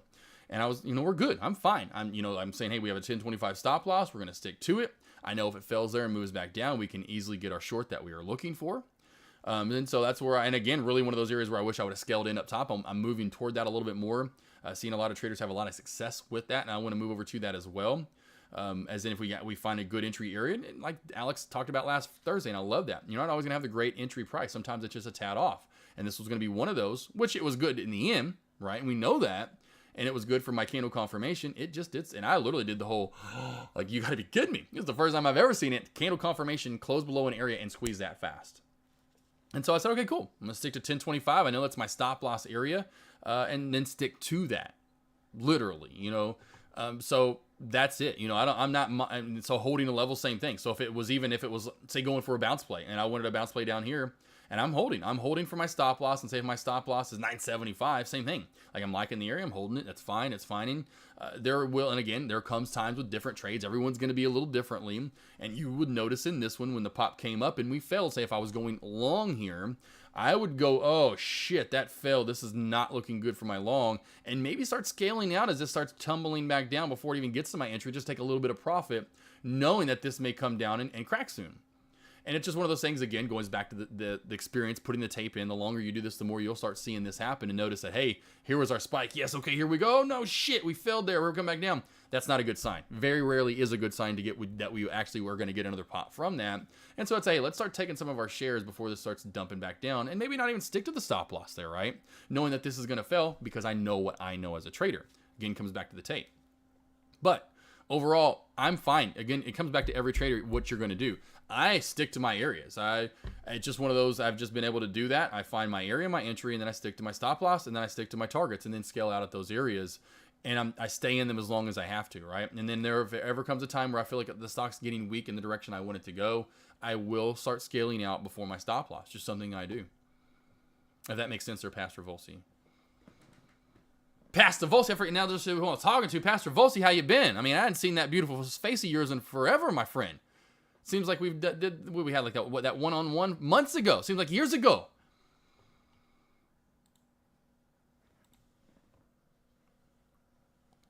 Let's see, being on the PD, I feel like I need to maximize injury, which ruins my patient's thoughts or advice. Yeah, I went over that. So, Turnic Monkey, or I don't know what that exactly what I'm trying to say your name though. Go watch this lesson right here. So I did this earlier this year because I know a lot of traders were struggling with this, and it's how to maintain the PDT area in stock trading. So I'll put this in chat. Well, everything in capital letters. How to maintain the PDT in the stock market. So go back and watch this. I did this back in February, boss. And the main thing is you're going to continue doing what you've been doing. If you and my point being, if you've grown your account, Tourniquet. I always wonder if it's Tourniquet Monkey. That's why, and if it's Monkey, because I see the monkey, I think it's a monkey. But have you been growing your account? Now it's an honest, easy answer, yes or no. No, I haven't really been growing. I'm a newer trader. It's then boom, then we're gonna cancel this out. But if you have been successful, you're gonna continue doing what you've been doing. I have a lot of traders that I could grow it to 5 to 10, and then I grew it to 10 to 25, but now just trying to get over the PDT and maintain it, it's so hard. Now that's the one thing, right? If you've been trading. Telling you, having 19 animals. There you go, working on patience instead of like yelling like I'm sure a lot of parent animals would do. I think it's the bunny. Anywho, but if you have been growing it, you want to continue doing what you've been doing, right? So keep building those blocks. I talked about it last week with Ashton and with Alex. I call it the snowball effect, compounding your wins. That's the big word I always use. They use a compound word, I guess, because it sounds more technical and sounds like you're smart. I'm over here calling it the snowball effect. Same thing, though. We know what the snowball effect is. And $5 eventually, $5 wins will turn into $10 wins. $10 wins will turn into $20 wins. $20 wins will turn into $40 wins. $40 wins will turn into $80 wins. $80 wins, to 160. 160 to 320. So on and so forth as you keep moving along that ladder. So that's A1A, right? If you have been killing it, turkey. Now I'm with the tourniquet. My bad. Now I'm calling you a turkey and you're a monkey. Tourniquet. That's if you've been successful. Now, if you haven't, I understand that thought process. I understand, man, I got to maximize every trade. I'm under the PDT. I've got to hold forever. Let's get out of that. The main thing to do as well, on top of the fact, how to get out of that. I like say it's CJ. CJ says he's having the same problem. I'm in the same boat. Recently split my account in two. Let's see. Set a goal. There you go. So there we go. There you go. So CJ, I don't know if you have any, but CJ, if you've been growing it, there's no reason you can't continue to grow. Just keep continuing what you're doing to grow. Now, if you're not, and you've been kind of back and forth and you're trying to get it above the PDT, you never had the successful route to take. We need to find that successful route's the main thing. Quit trying to worry about how much money we're going to make. It was big time talked about at the seminar. Umar talked about it. Day Trade Professor talked about it. That's down the line. That's micro goals down the line. One of the first few micro goals we need to have if we have not maintained or gained any kind of success is that. Find out what kind of trader we are going to become. What am I going to be successful in the market? Am I going to be a bounce, long, swing, options? I can keep going, right? That's what I'm talking about. We've got to establish that at first. And so you can let me know either one of you guys, CJ, if you're, which boat you're in, Tourniquet or CJ, those are the two boats though. It's one or the other. You're in two boats, right? Under that PDT. Either you kind of just started and you're still struggling. And that's the main thing we need to figure out. And that's what I say. Quit worrying about the wins and then holding on for stuff. Let's figure out who we are. Go back to what I just talked about, getting the patience. 100 shares, 200 shares, day in, day out, trade after trade, figuring out what kind of trader I'm going to become, tracking our trades. Is my success rate up? And that's, kind of goes with that lesson. When your success rate goes up, that's when we want to start, upping our shares. We're tracking our trades. We're up 60%. We're up 70% on the trades, right? Whatever, I should say our win ratio is. That's when we can go, you know what? I'm going to go to 500 shares here. I am winning 63% of the time over the past 2 months here. I found a real good or two good strategies I'm using day in, day out. I'm scaling up, and that's where you scale up, because your patience is starting to go up, but not a lot, right? We go from say 100 shares to 200 to 300 shares, maybe 500 at most. You don't want to go from 100 shares straight up to 500 to 1,000 all the time, because then you're going to go from every 10 cents is $10 to every 10 cents is $50 to $100, and that's a big difference in your mind. Let me tell you right now. So let's slowly work that up to patience, right, team? So we're going from 100 shares. So now we're at 250. Now we're all of a sudden at 350. Now we're eventually getting to 500. Then again, over about a year, maybe year and a half, now we can get comfortably into that 1,000 plus mode. That's how you build that. It's not I can do 100 shares all the time. I'm doing good. I got a 60+% win rate. Let's go to 1,000 shares. No. Whoa. Wait, hold on. No. Not so fast, my friend.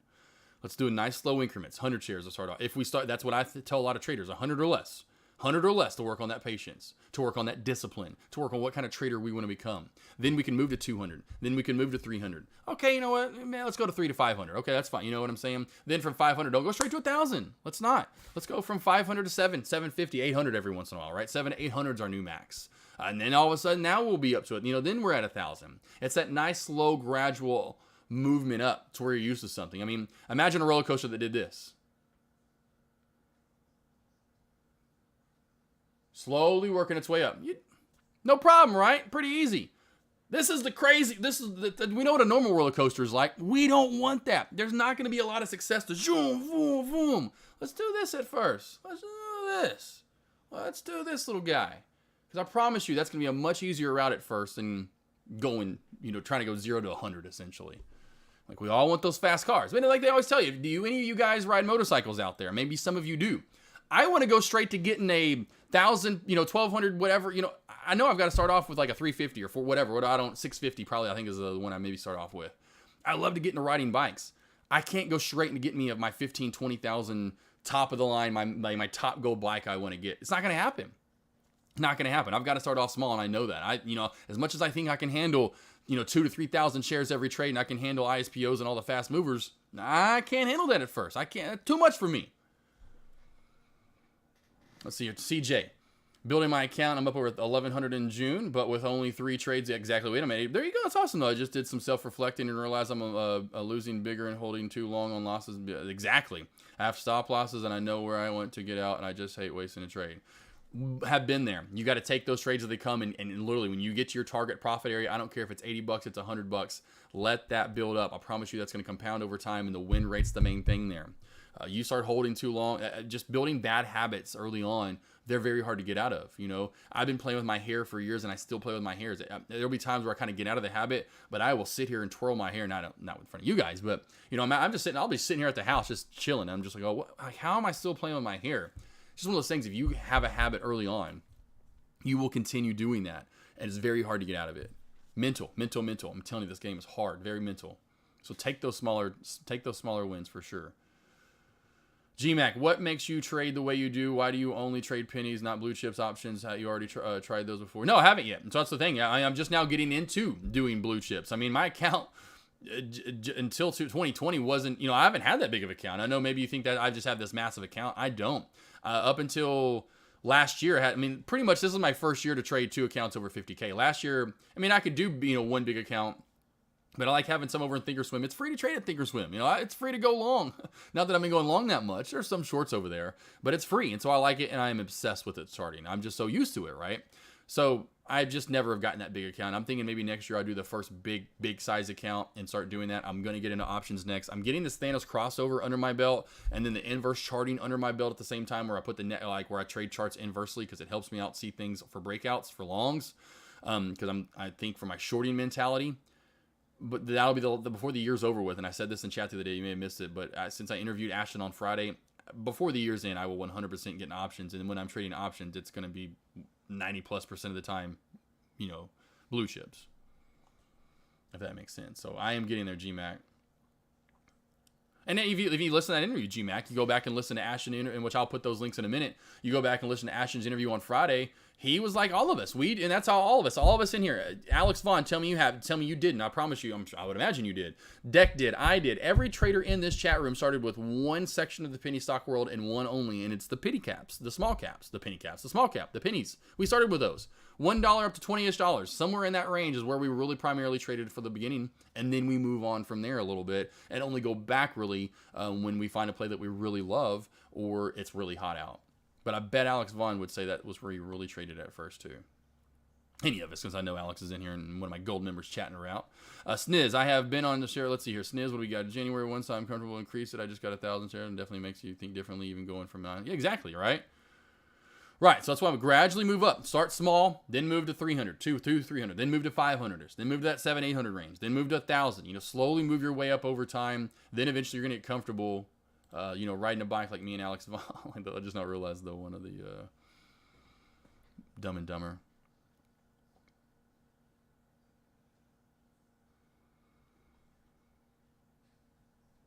CJ, you got it, boss. Yes, can I get over the Thanos crossover again? So we will certainly go over that real quickly. One of the best ones of the day so far was actually AERC with it earlier this morning. I love this nice little short and then long op right to start the day. So the Thanos crossover is going to be using the 9 or 8, whichever one you want, simple or exponential moving average, because the simple and exponential are pretty much identical on the intraday chart. On the 1 minute, 3 minute, doesn't matter. Now they'll move a little bit more as they get to the 3 and the 5, but they essentially stay about the same. The exponential or the simple. I use the 9, always have over the 8, like the 9 more than the 8. It's just I like it more than, I like the number more. Anyway, but I like 9 more than 8. I use the 9 exponential over the simple, but again, you can use the simple or the exponential, the 9 or the 8. I use the 9 exponential. And so when we get under the 9 moving average, as I'll just call it generically, the 9 moving average, and now we're going to use the MACD down here. And so when the signal line, or your indicator line, whatever you want to call it, turns to the bearish, we start forming red candles here. And of course, the bigger the candle, the bigger the pullback. Boom. That just letting you know that. But what you're looking for, under the 9, bearish, short city, right? Now, let's go to the top side. Get above, we're bullish. Above the 9, above the 9, MACD. Great breakout buy. Literally could have had a $1 plus trade right there. That makes sense there. Pretty easy ascension, right? Very, very easy concept. And there's my girl Mego. Killed it this morning. Killed it with the KZR trade. And that thing's still just dying away. GMAC, haven't really tested it on blue chips, but I can back test it right now, and I guarantee you it does. I just would 100% imagine it does. We'll just go to Tesla for fun. I don't see why it wouldn't. Yep, pretty nice looking right here. Pretty nice looking. I'd say it's pretty nice. So yeah, and I always go to the 3 just to confirm it. So here, let's go to the, let's just go to start the day. Above the 9, above on the MACD, breakout time. Now, you got to understand with Teslas of the world. Now, Tesla's its kind of own giant. It's a wiki play here, so you're going to have to understand that in a 1 or especially 3 minute time frame, it's a little wiki, so it could wiki out pretty easy if you're, in a hurry, if you're worried about candles. But look, and even with the 9 being above, below the 9 technically, but you can see as we stay above on the MACD here, we're bullish until what? We move back under, and then boom, we get a great short out of it. So yeah, I'm sure if I go back test this, which I have not completely done with, doing the back testing on it, I want to do the lesson this Friday. And again, if I don't feel like I'm ready for it Friday, then I won't do it. I want to do it Friday, though. Maybe I'll just do it over the weekend, really back test it through Monday, and then Tuesday do the lesson. But I really want to get this into you guys as soon as possible because it's very, very, very simple to use. And you can use it across the board. Yeah, so the 9 moving average exponential, and the MACD. So the MACD is the other main thing. You've got to use both together. Both together, GMAC. They both together. It's like a team. You got the peanut butter, you got the jelly. You got the eggs, you got the bacon. You got the toast, you got the bread. You got the toast, you got the butter. Anyway, I don't know why all that would... You got a baked potato, you better have a steak with it, Hold on, guys. I know it's like they get antsy. I start talking for like 2 hours straight, and they all start... y'all can still see I'm talking, right? I'm still over here working. Can y'all give me a few more minutes? I know life's tough and all.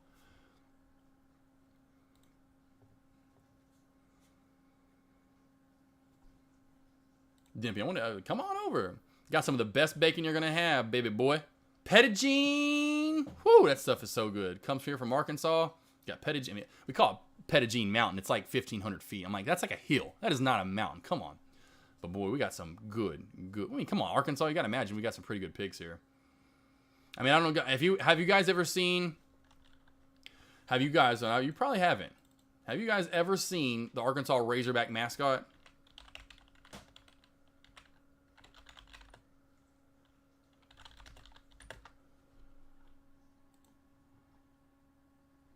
What is his name?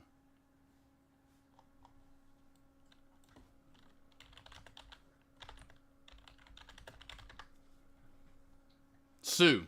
No, that's the one. I think I forgot what the real... God, I forgot. Tusk. That's right. Tusk is his name. I'm over here trying to figure out.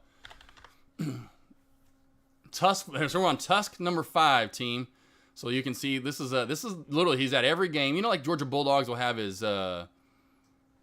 Oh, Tusk number... Oh, he is so pretty. Look at the new one, team.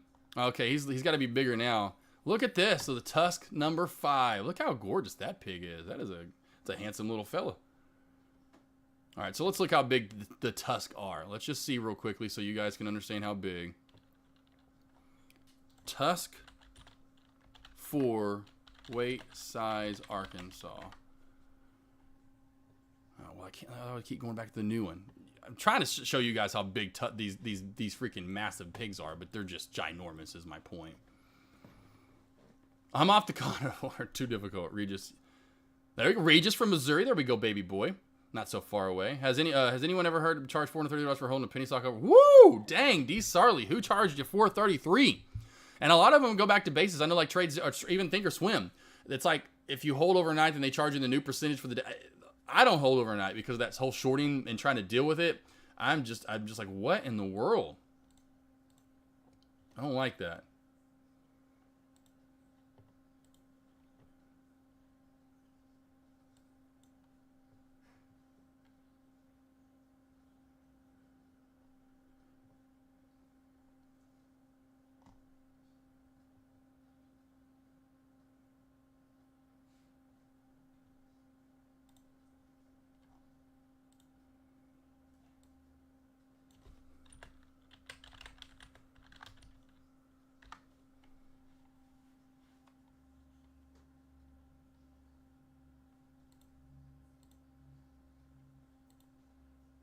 Gotcha. So I thought it was 500 pounds.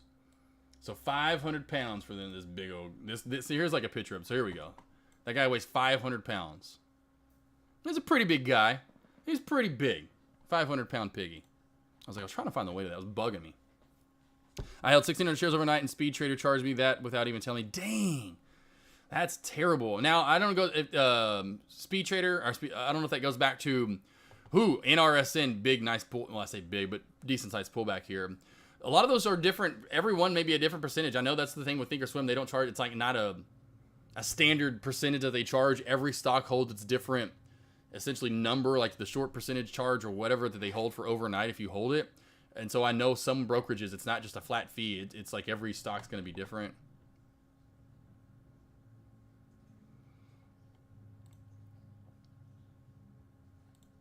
Oh, yeah.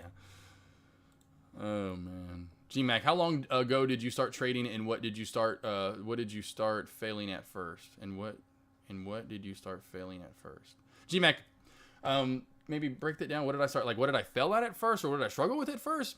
Ask that a little. Let me figure out what you're trying to say there, and what did you failing at first? What did you start failing at first? I'm trying to think about what you mean by that. Like, what did I struggle with at first? But how long ago I started trading? 2015, I started learning about stocks. August of 2015. Watch video, like anybody, watch videos for 5 straight months. Thought if I opened an account in January 2016, I'd be ready to trade. Very, very wrong about that.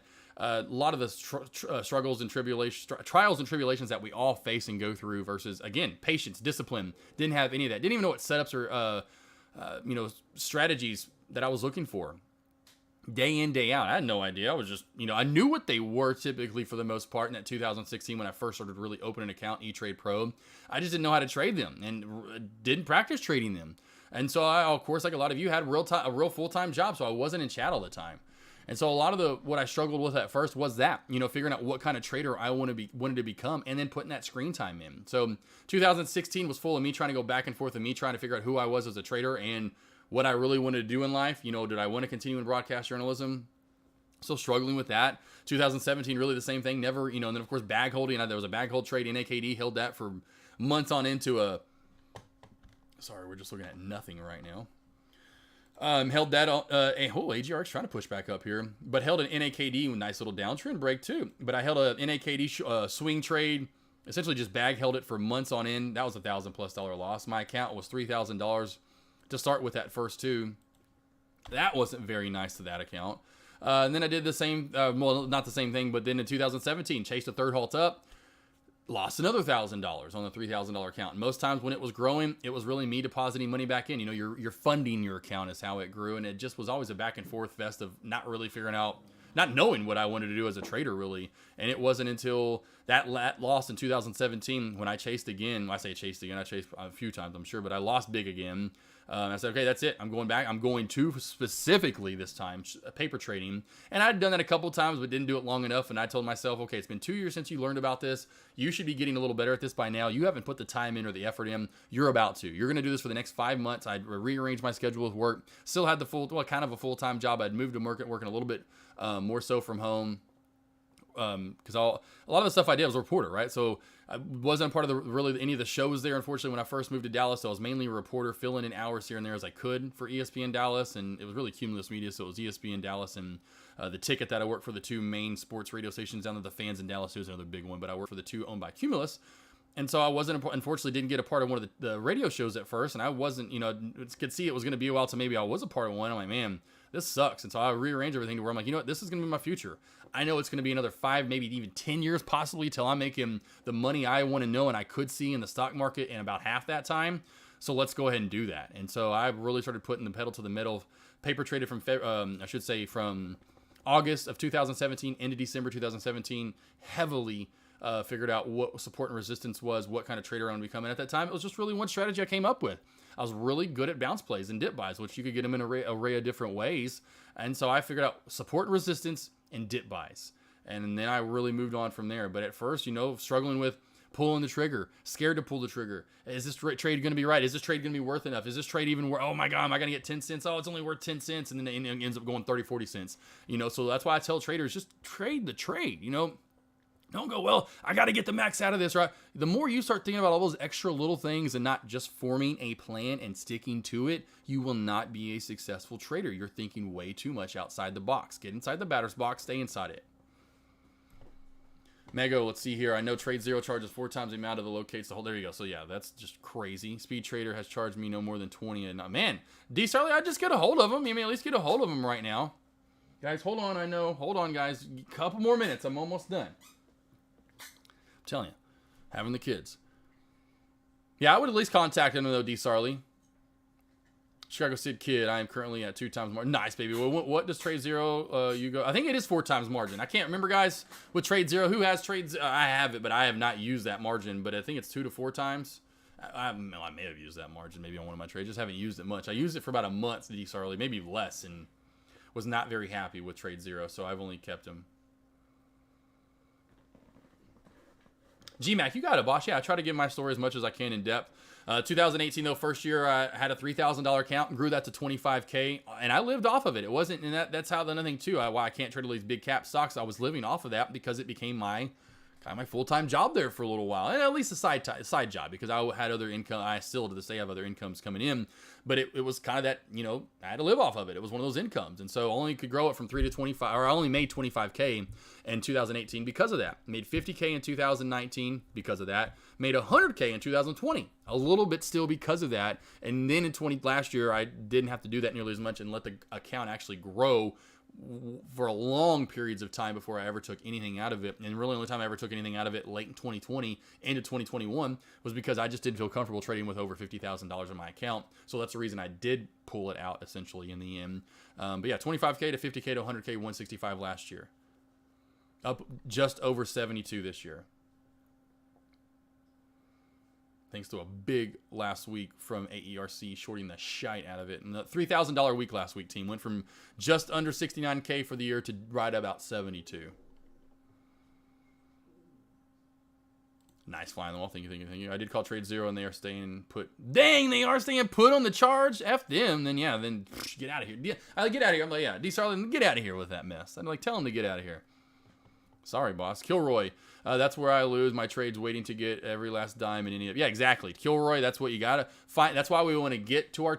We got to get, again, small share size at first. Small share size. We have to start. We have to regress to progress, team. And that is the one way to regress instead of going big and then doing that over and over and over and over. Let's just go back to the basics, go smaller share size, get rid of our P&L, find the plays and the trades that are a little bit slower and not so crazy and fast, and it will help you stick to those. And that's the main thing we need to get to, is where we can get our entry area and find our targets and stick to them. And understand that sometimes there are going to be, and I got to get into that lesson, micro and macro. I'm going to get it. That's all I'm going to call it is micro versus macro. And that's going to be trend lines. That's going to be targets. That's going to be a lot of different things that traders need. Support and resistance areas.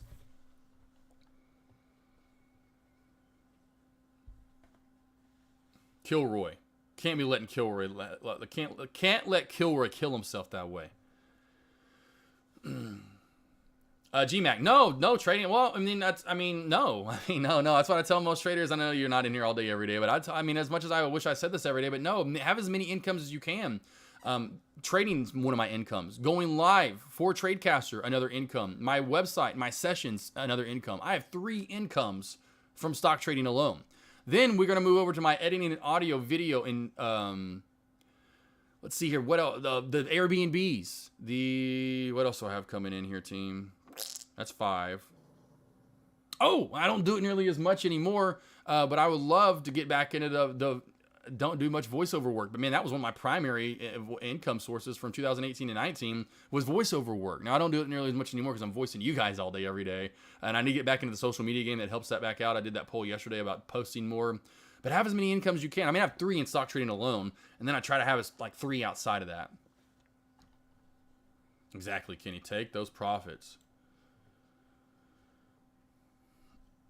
Let's see, Mego. Don't think about what you could have made. Definitely take. Exactly. Like Mego. Mego was out. Even you made more than me earlier, Mego, on the trade. At least got more of the move. And then Mego could be saying the same thing right now about her Rev trade. No, Rev. That was one that also popped down earlier. KZR. She could be like, oh, I got out at 940 or 50 or 20 or whatever. And it's all the way down to, no. You got a nice big portion of that pie. Move on. Bye. See you at the next stop. See you at the next stop. Take the profit, move it. Move on. $20, $100, $20, $100. That, just compound over time. Especially you can go minimize the losses there. Stick to the stop loss, So it's $20 loss, $40 $60 loss, $20, 40, 60, 20, 40, 60, 100 every once in a while, 120 every once in a while. But 20, 40, 60, 20, 40, 60, 20, 40, 60. Wins are 80, 120, 140. Wins are 80, 120, 140. You got that 2-to-1 ratio. Just continue that. Wrap that up. Find that 2-to-1 ratio. Get that win percentage over 60, 65%.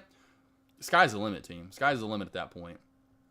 Exactly. Chihuahua dog sled champion, right? Doing that on the side. We're also every once in a while dog frisbee competitions, right? My dogs can actually play frisbee, a little frisbee golf. It's crazy. Let's see, Kilroy, every day 1,000 shares or more I lose, so I trade up. There you go. See, Kilroy, exactly. I love it. There you go, Kilroy. Fine. And that's why I say track your trades. I saw that early on, too. Every time I went over, it was 1,000, 1,500, because I could never go that big.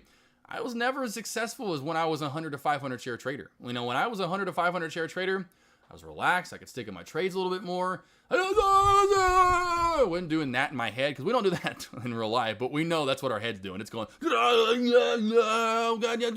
that's pretty much what we're doing. And I did not want that anymore.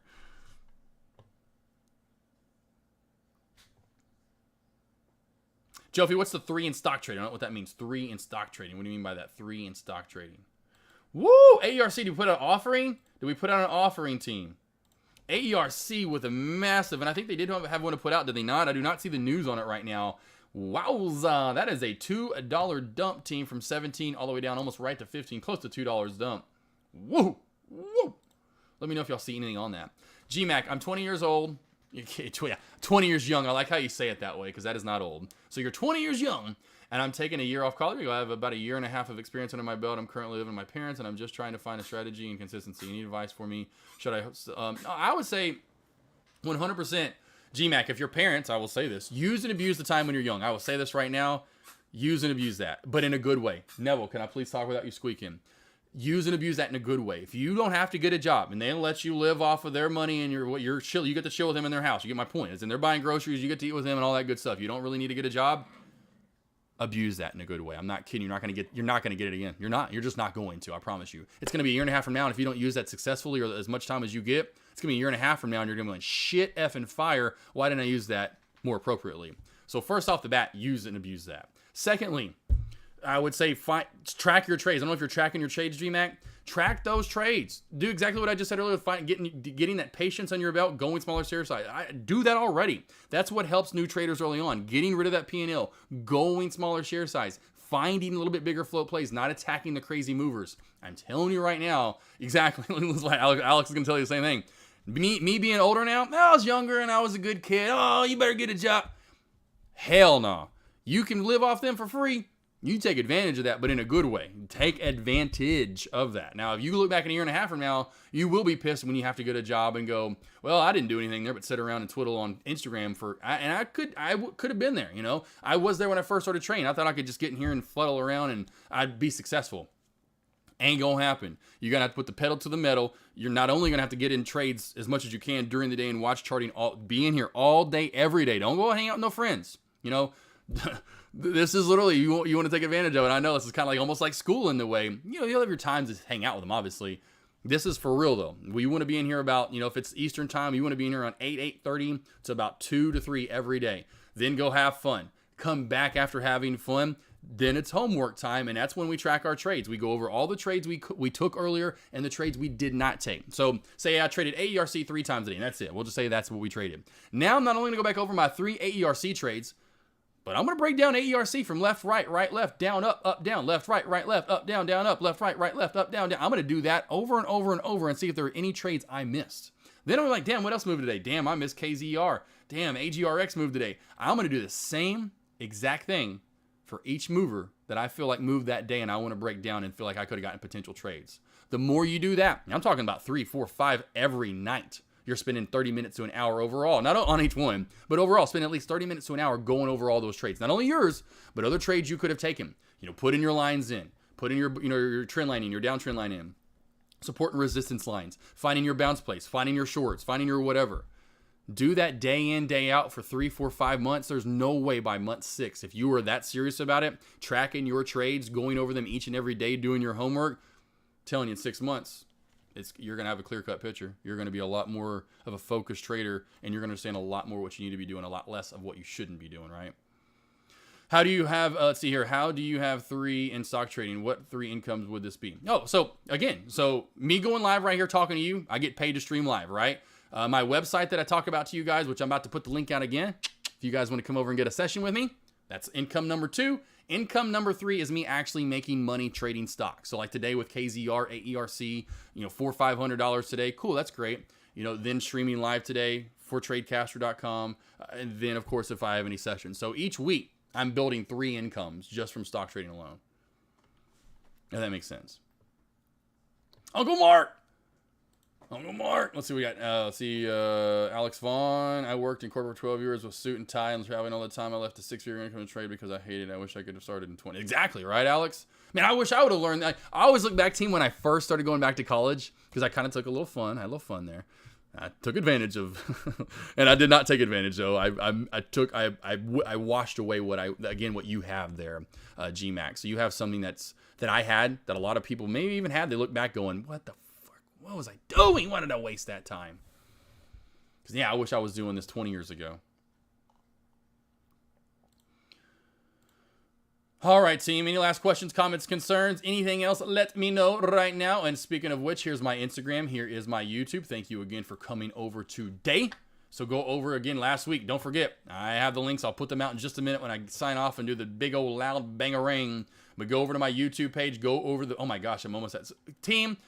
Could 2 people real quickly in chat that aren't subscribed to me, just go over and subscribe to me, because I don't want to go to 666 and sit on 666, and then a lot of bad shit starts happening to me, and then I go over to my YouTube page and realize I've been sitting on 666 subscribers for like 4 months. No wonder I, broke an arm, and this person died, and then my wife got a broke toe. Anyway, can 2 people that are not subscribed to me go over and subscribe real quick, just and see how quick I notice stuff, team? My eyes are like eagles.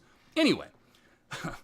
But thank you again, AV and Alex Vaughn, for last week. Seriously, kudos, boss. Seriously, thank you so much for coming over and spreading your knowledge. Not only this is what interview round 2 is, going over his setup styles, strategy setups, whatever, everything, the way he trades. He also did a TradeStation stock trading platform tutorial and demo for us. So 2 beautiful, an hour long overall, 35 minutes, 36 minutes going over his setup style, strategy, so on and so forth, and then 25 minutes of a TradeStation tutorial demo, so that all you guys going over to TradeStation or just getting to TradeStation or still having a little trouble with TradeStation, go watch that. Again, Ashton Nolan, extremely great trader in his own right, has like 30,000+ followers over on Instagram, does his own kind of thing like Deck does with his own live streaming and so on and so forth. Great trader. He mostly does options and kills it as well. Of course, all my lessons, did this one last week, reading level 2 and the tape lesson.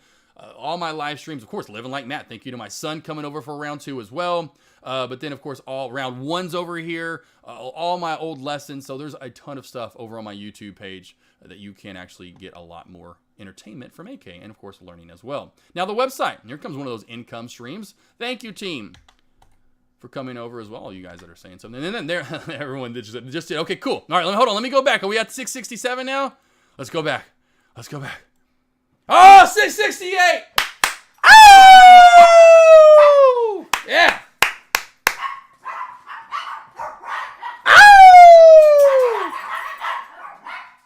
Yeah, that's what I'm talking about. Thank you. Who was that? Who did that? Kelly, Renard, whoever, Kilroy, Eddie. Thank you guys. Then we got the whole pack parking now. All right. But guys, hold on. Hey, I was kidding. Hey.